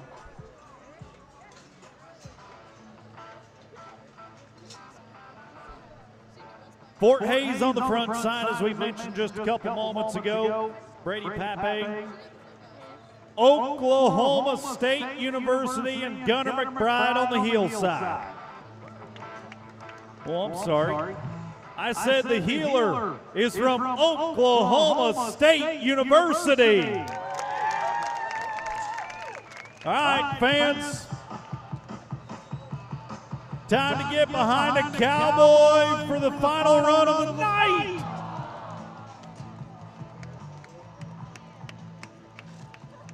And not how we envision ending our twine twirling event.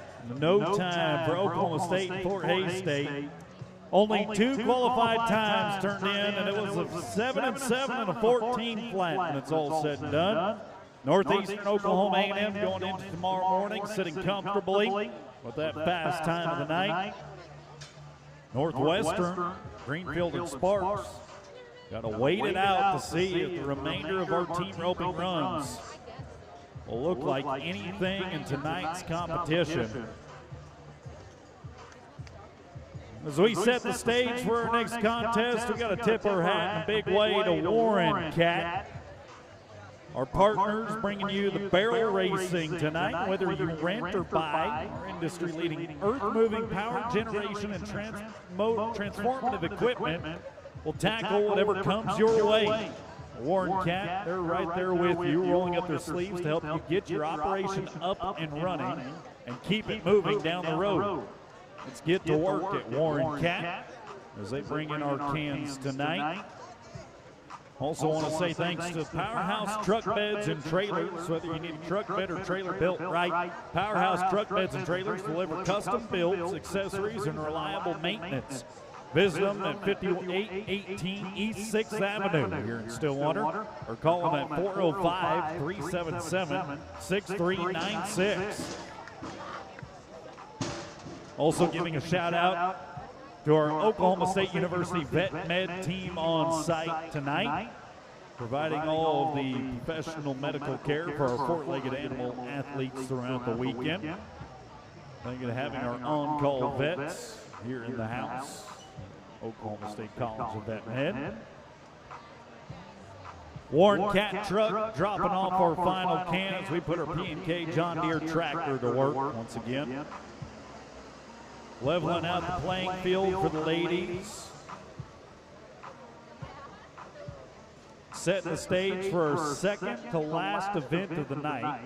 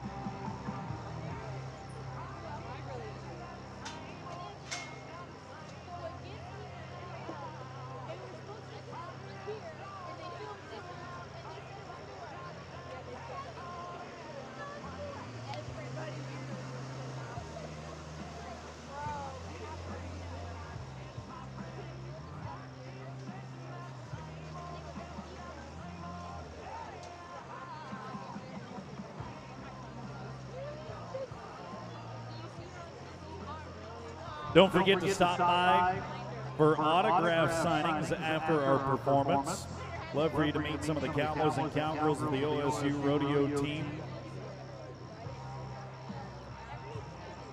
There, alongside of our merch table that is still up for operations and for your purchasing needs. the Blue Peak Fiber Internet table. Warren Cat cans are in place. The cloverleaf pattern is set. So with the Cowgirls fixing to come back tonight, I got to know on a Thursday, ladies, where are you?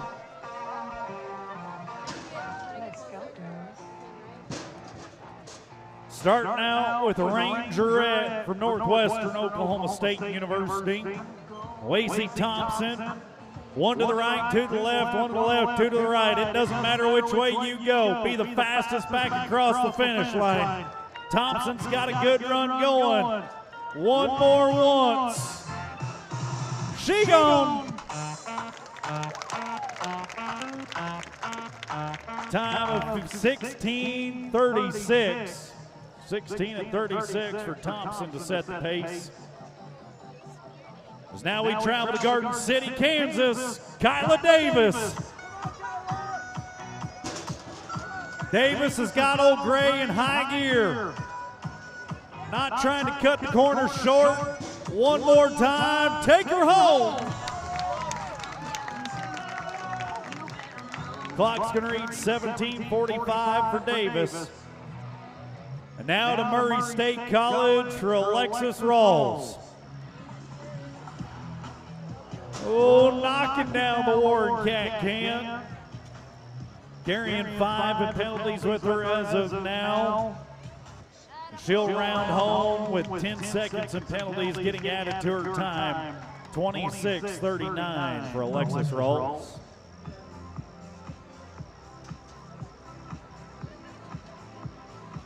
The timed event that we're watching now, not without its own set of penalties you have to skirt around. Keep the cans up, you'll be penalty free as we go to Colby Community College's Riley Sexton.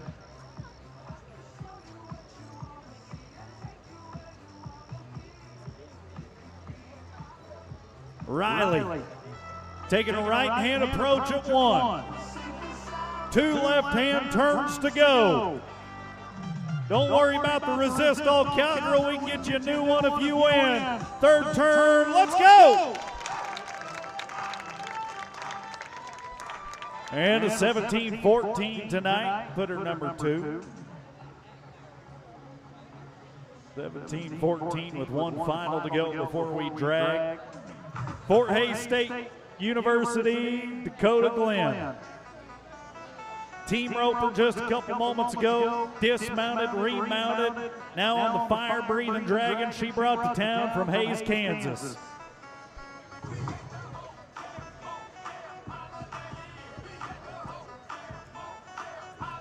Left, right, one more turn, let's go. And the clock's going to read 16:64. Moves herself into the 2nd place spot for the night. 16:64 for Dakota Glen as we put our P&K John Deere to work once again. 4 cowgirls remaining in tonight's competition.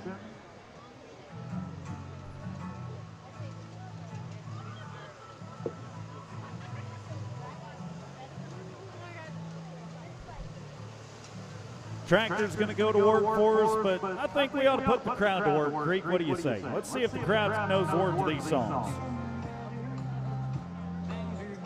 All right, Stilly, sing it loud and proud. I sleep like a baby. I never showed a Okay, not bad. I don't drink.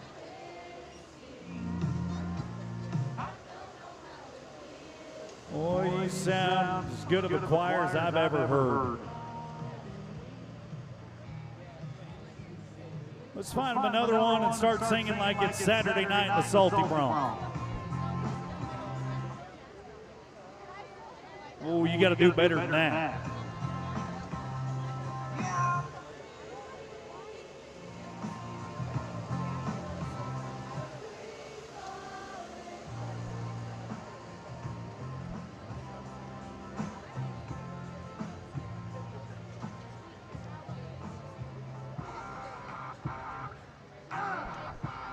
Back into the competition of our Warren Cat barrel racing with 4 ladies left tonight. Thanks to Warren Cat, Powerhouse Truck Beds and Trailers. Northeastern Oklahoma A&M's Taylor Elkington. Starting out with a left turn. Now to the right. You can nick them, just don't knock them. Turn 3, turn it up, let's go. 16:24, new number 1.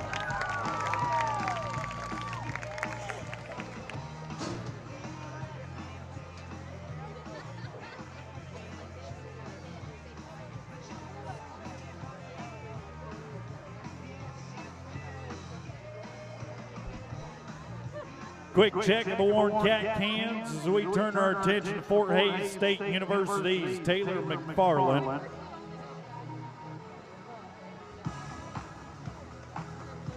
Taylor taking that right-hand approach at 1. 2 lefts to go. Tight left turn at 2. Left-hand turn at 3. Climb aboard, ride with, let's go. Tight turn, straight lines, and a top 3 time of 16:50 for McFarland. Staying north of the state border now as we go to Kansas's Shiny Hughes, Fort Scott, Kansas, that is. Shiny Hughes. Trying to be 16:23 or faster now.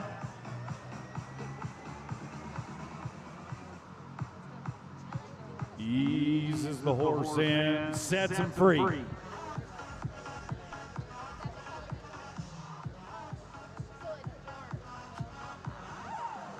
High-paced speed for Shiny Hughes with 1 more turn coming up. Finish line inbound, 16:07. Come on, Stillwater, get loud.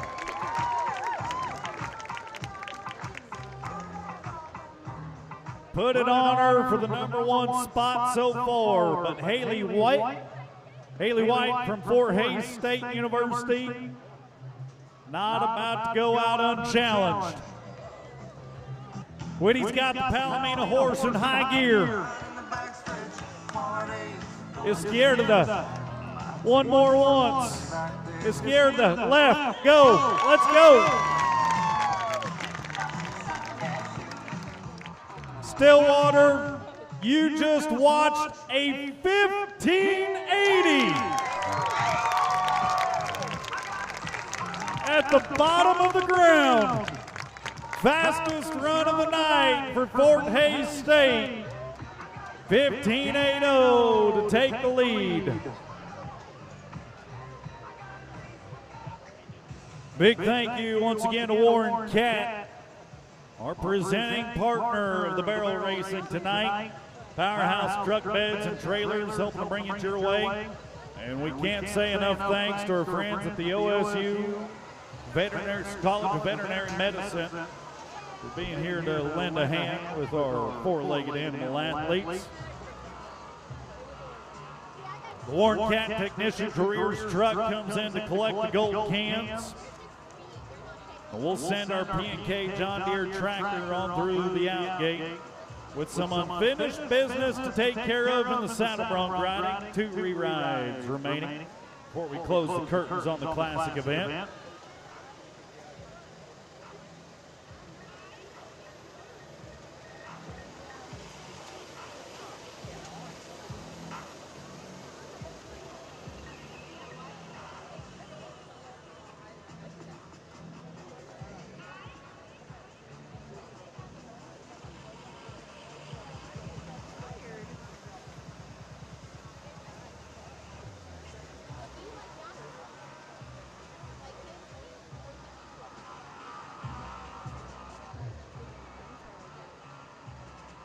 The high caliber help in the announcer stand reminding me we have 3 saddle bronc re-rides to attend to before the final event of the night. So as we cast our attention down to the buck and shoots, to find out who the first of our final 3 bronc riders are going to be. It appears to be Bobby Davis of Garden City Community College.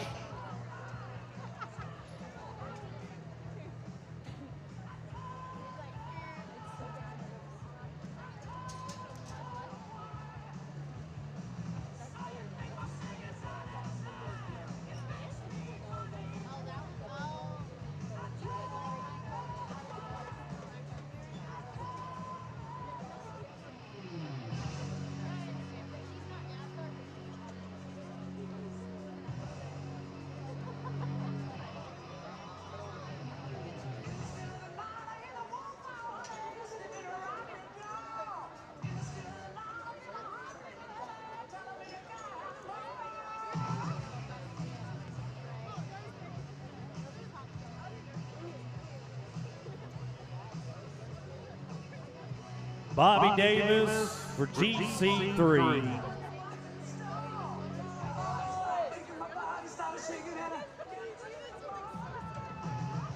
Three Cowboys getting 2 for the price of 1 tonight.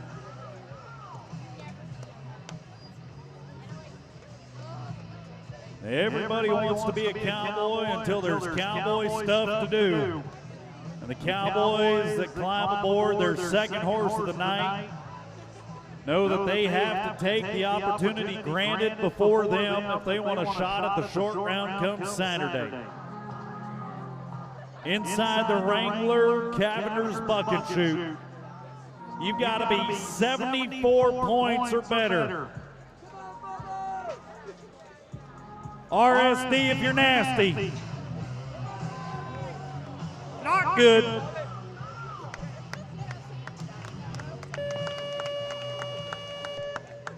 RSD's not quite nasty tonight. More along the lines of vanilla. And a no score goes in the books for GC3's bronc rider. GC3 at one point holding the top spot on our leaderboard with Brady Irvine. Zane Magner, the man that now resides in the #1 spot with a 73. 2 Fort Scott Community College Cowboys remaining to finish our business in the Sound of Bronc riding.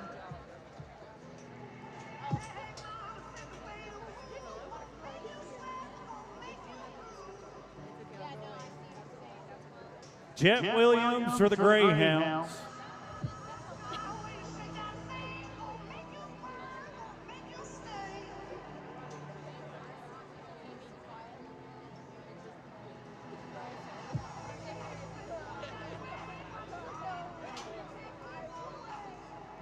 Inside the Charlene Ranch chute.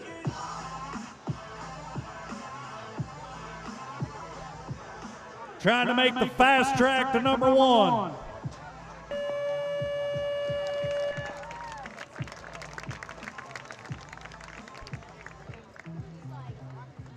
Horse hops and skips across our pin tonight for his second effort and second outing.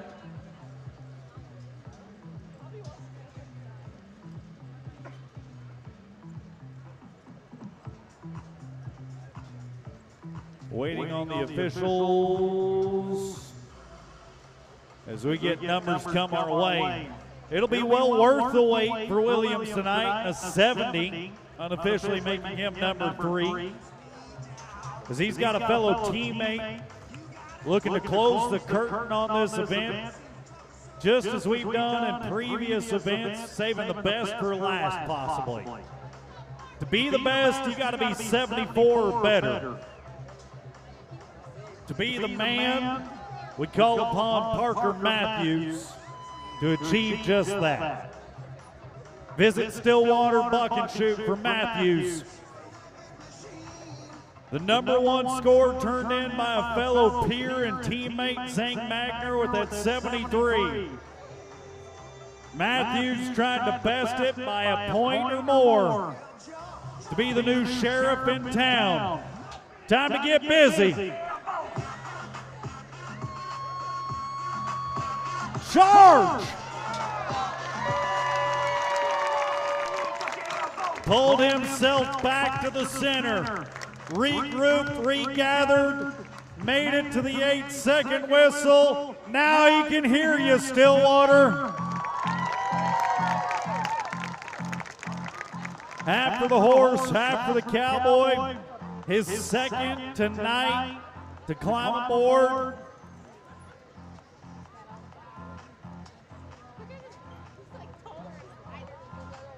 As we get one side flashed in, the second side we need.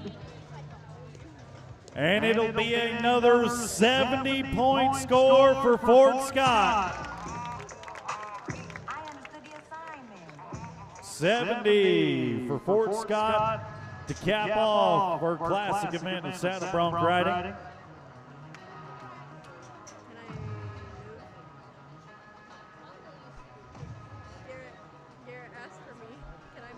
With just one final contest on the horizon, I got to know on a Thursday evening, are there any bull riding fans in Payne County?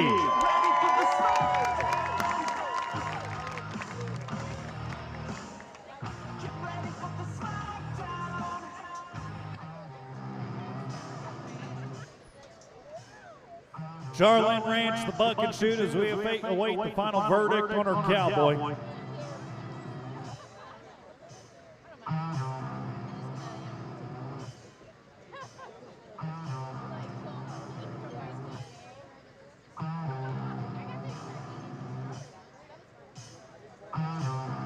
First bull rider of the night.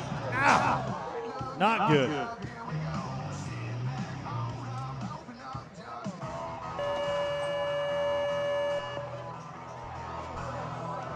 Ooh, careful.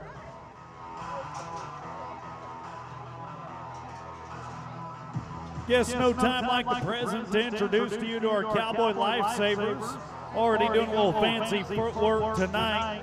The first of which, a third-generation bullfighter and a decade of experience fighting bulls in the Professional Rodeo Cowboys Association. Would you say hey to Wasey Poodle Munsell? Originally from Ulysses, a third-generation rodeo cowboy and first-generation bullfighter, a graduate from southwestern Oklahoma State. Would you give it up for Alex Baldhead Phelps?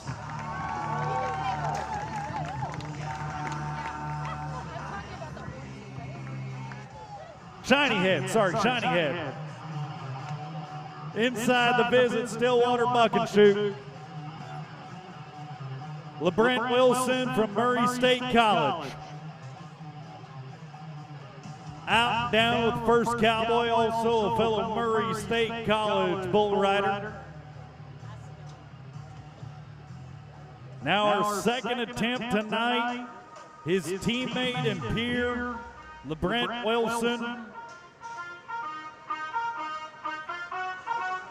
attempting to get by the Sumner Bucking Bull for the 8-second knife fight at hand.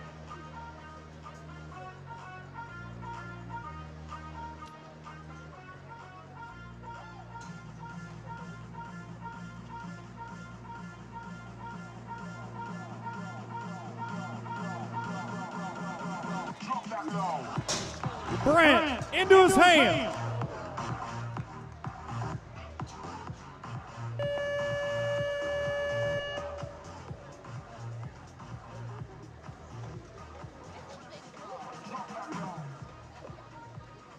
Not going to fare very well for LeBrent Wilson tonight.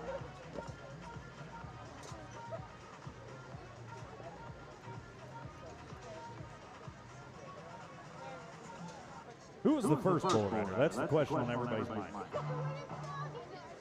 Okay, so Braxton Thompson was the first one out and down. Fellow Murray State bull rider, Brent Wilson, comes down too soon. And now as we roll along in our lineup, the opening night, we ease down inside Buck and Shoot number 6, Brandon Wrangler and Cavenders. Waylon McCoy from Southeastern Oklahoma State University, the Savage Storm and Durant.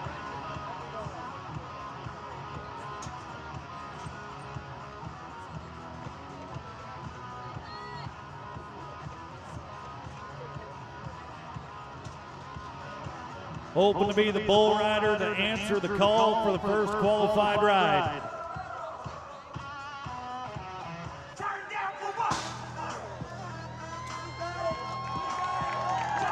McCoy's got him strapped.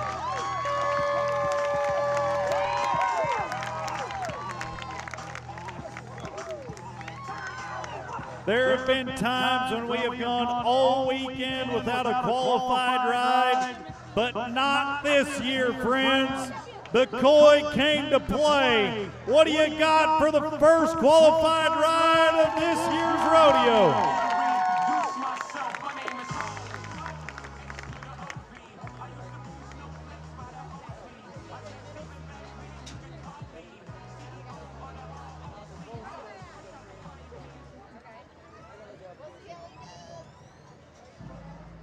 Waylon McCoy from Southeastern Oklahoma State.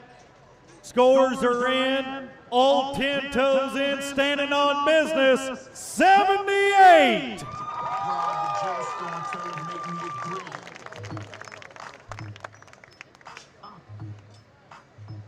Back inside the Charlotte Ranch buck and shoot. Corbin McKinney for Murray State College now knows that he has to best a 78 if he wants a shot at the title come Saturday night. A two-head aggregate to crown our champ is what we have our sights set on. Got to ride the first to get the title won. McKinney.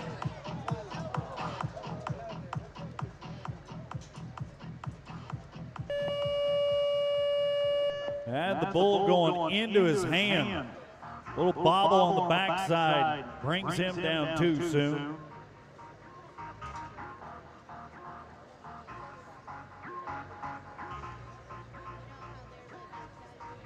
And a no score for Murray State College tonight.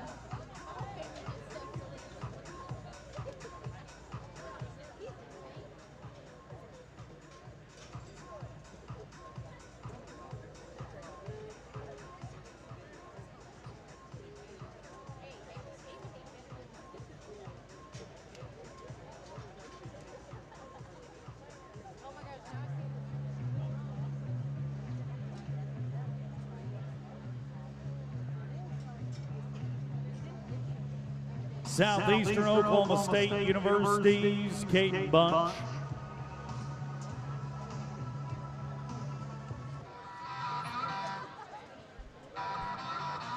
A member of the PBR team's New York Mavericks squad.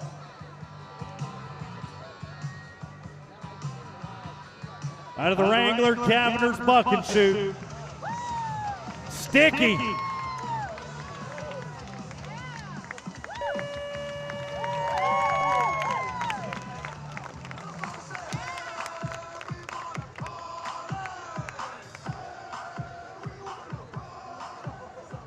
Got the call up to the big leagues at a young age as a collegiate athlete.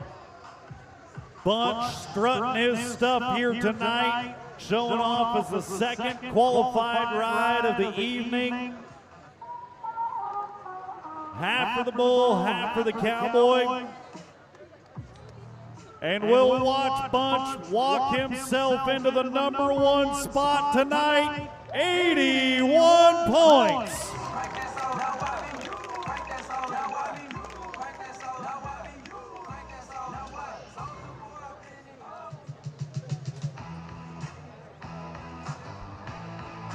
Seems to be a little traffic jam down the center out gate.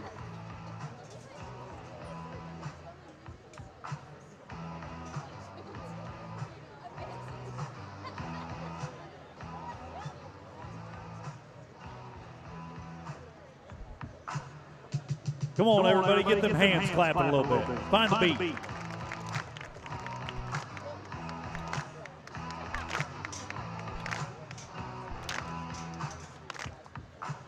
We got the mojo just right. We've rode 2, now it's time to ride a 3rd.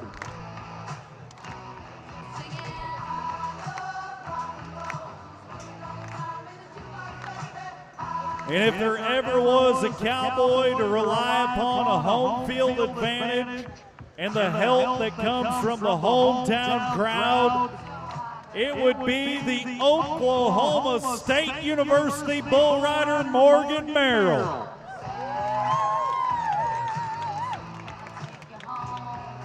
Leaning on the greatest fans in the world to help him achieve the third qualified ride this evening out of the Warren Cat Chute.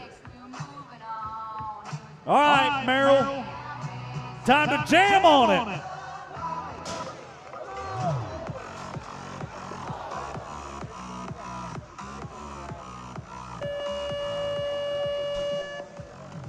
Chute gate comes into play, fouls the cowboy. Let's see if you remember from previous comments made. Yellow flags are bad, orange flags are good, re-ride coming his way, so that deserves a little hoop and holler, don't you think?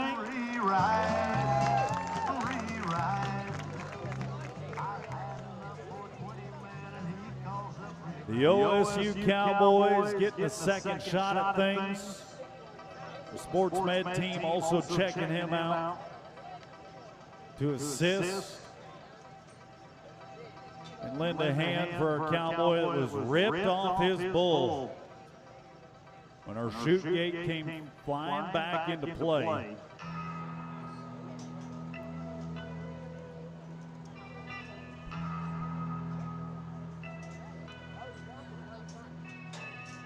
Great medical staff on site that do have healing hands with them, but you've got some healing powers in your hands as well, friends. Go ahead and tell the OSU Cowboy you're going to be wishing for that speedy recovery to be able to see him back by the end of the night. As now we regroup and reset inside the Ferguson College of Agriculture Alumni Society bucket chute.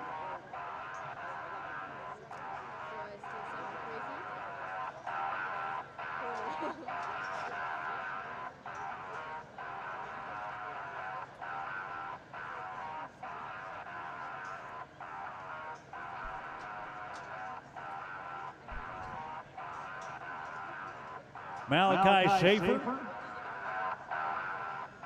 Murray State College.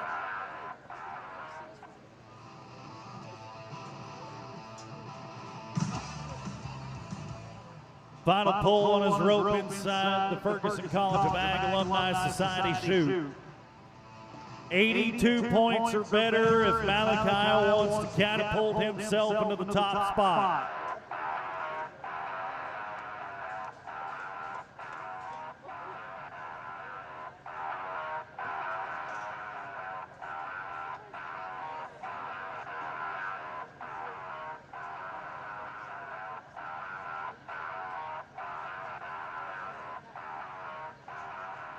Cowboy is primed and ready.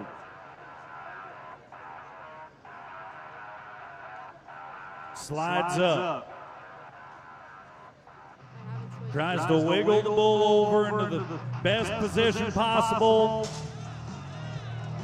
Leaping, hopping, all night long.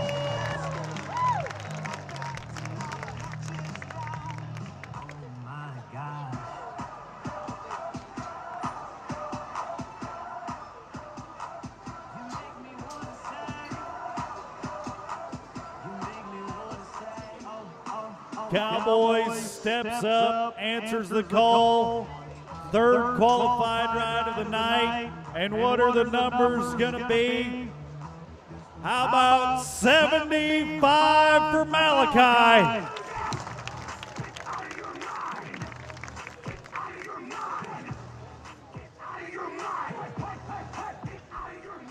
Murray State's on the board. Fort Scott Community College looking to add their name to the list as well. Eli Flickinger out of Fort Scott Community College inside the Warren Cat chute. 82 or better to be the top dog on the porch. Time to find out what kind of dog you got in you.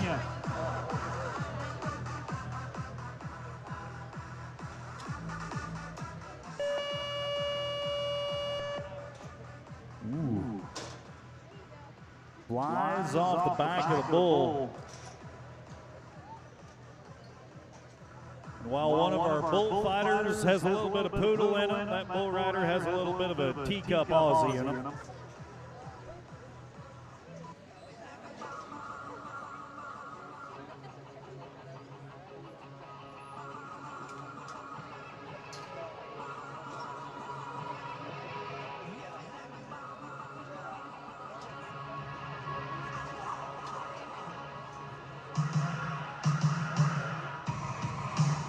Northwestern Oklahoma State University sends us Nathan Hall.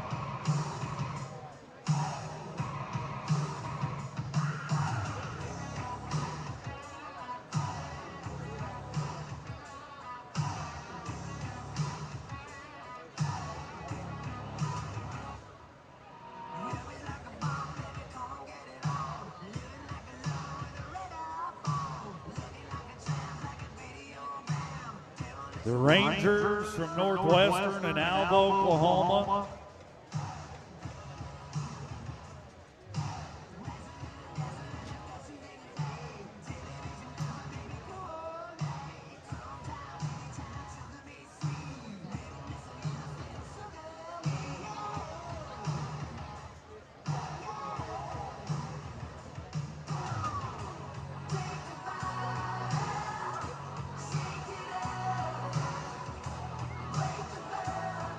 '82 or better to be number one, Nathan.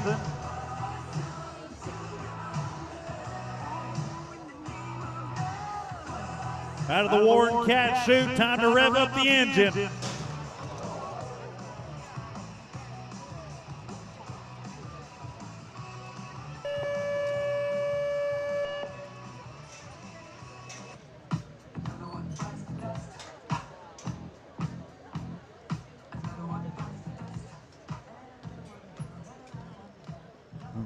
Another cowboy comes down too soon.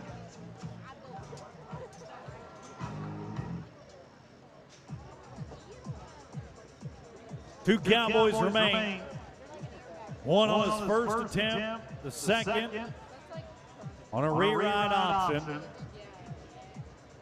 Let's begin with Fort Scott Community College's Sheldon Thatcher. Come on, everybody, feet and hands, feet and hands.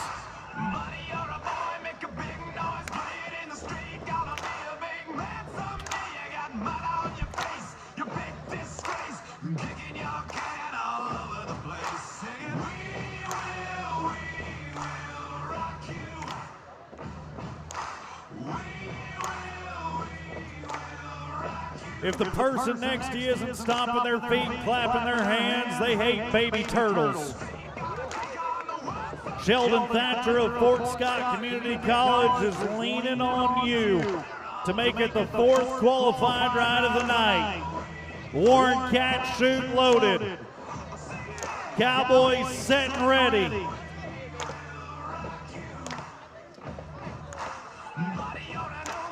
Come on, put it on him. Ouch!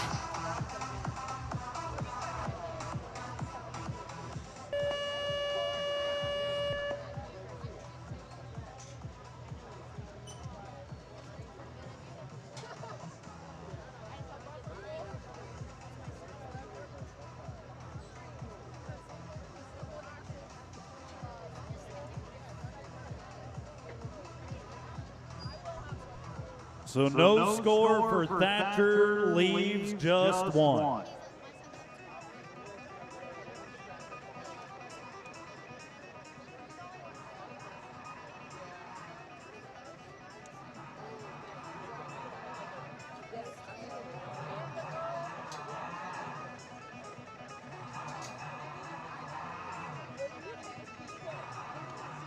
The final attempt of the opening night to try and best the 81 points that Caden Bunch has put up to retain the #1 spot. There is none better than to try and do just that than Oklahoma State University's Morgan Merrill.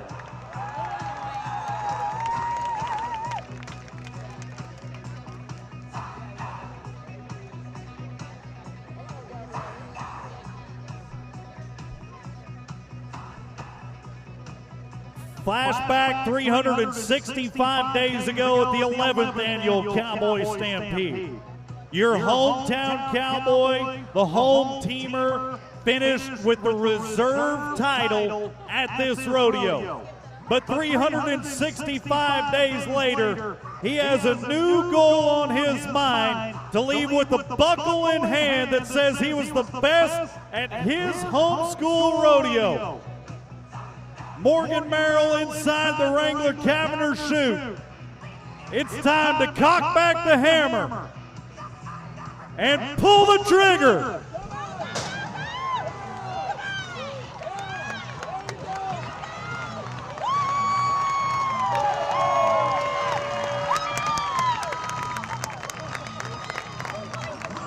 Cowboy fans, it's too quiet.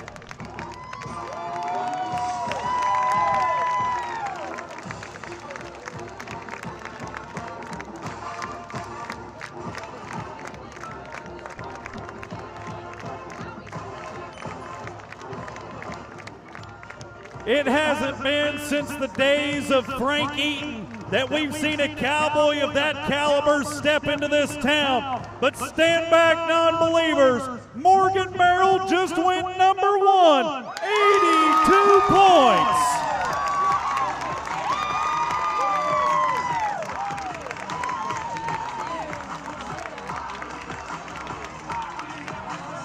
And none better way to cap off our first night of the Cowboy Stampede than putting a cowboy at the top with an 82 in the bull riding.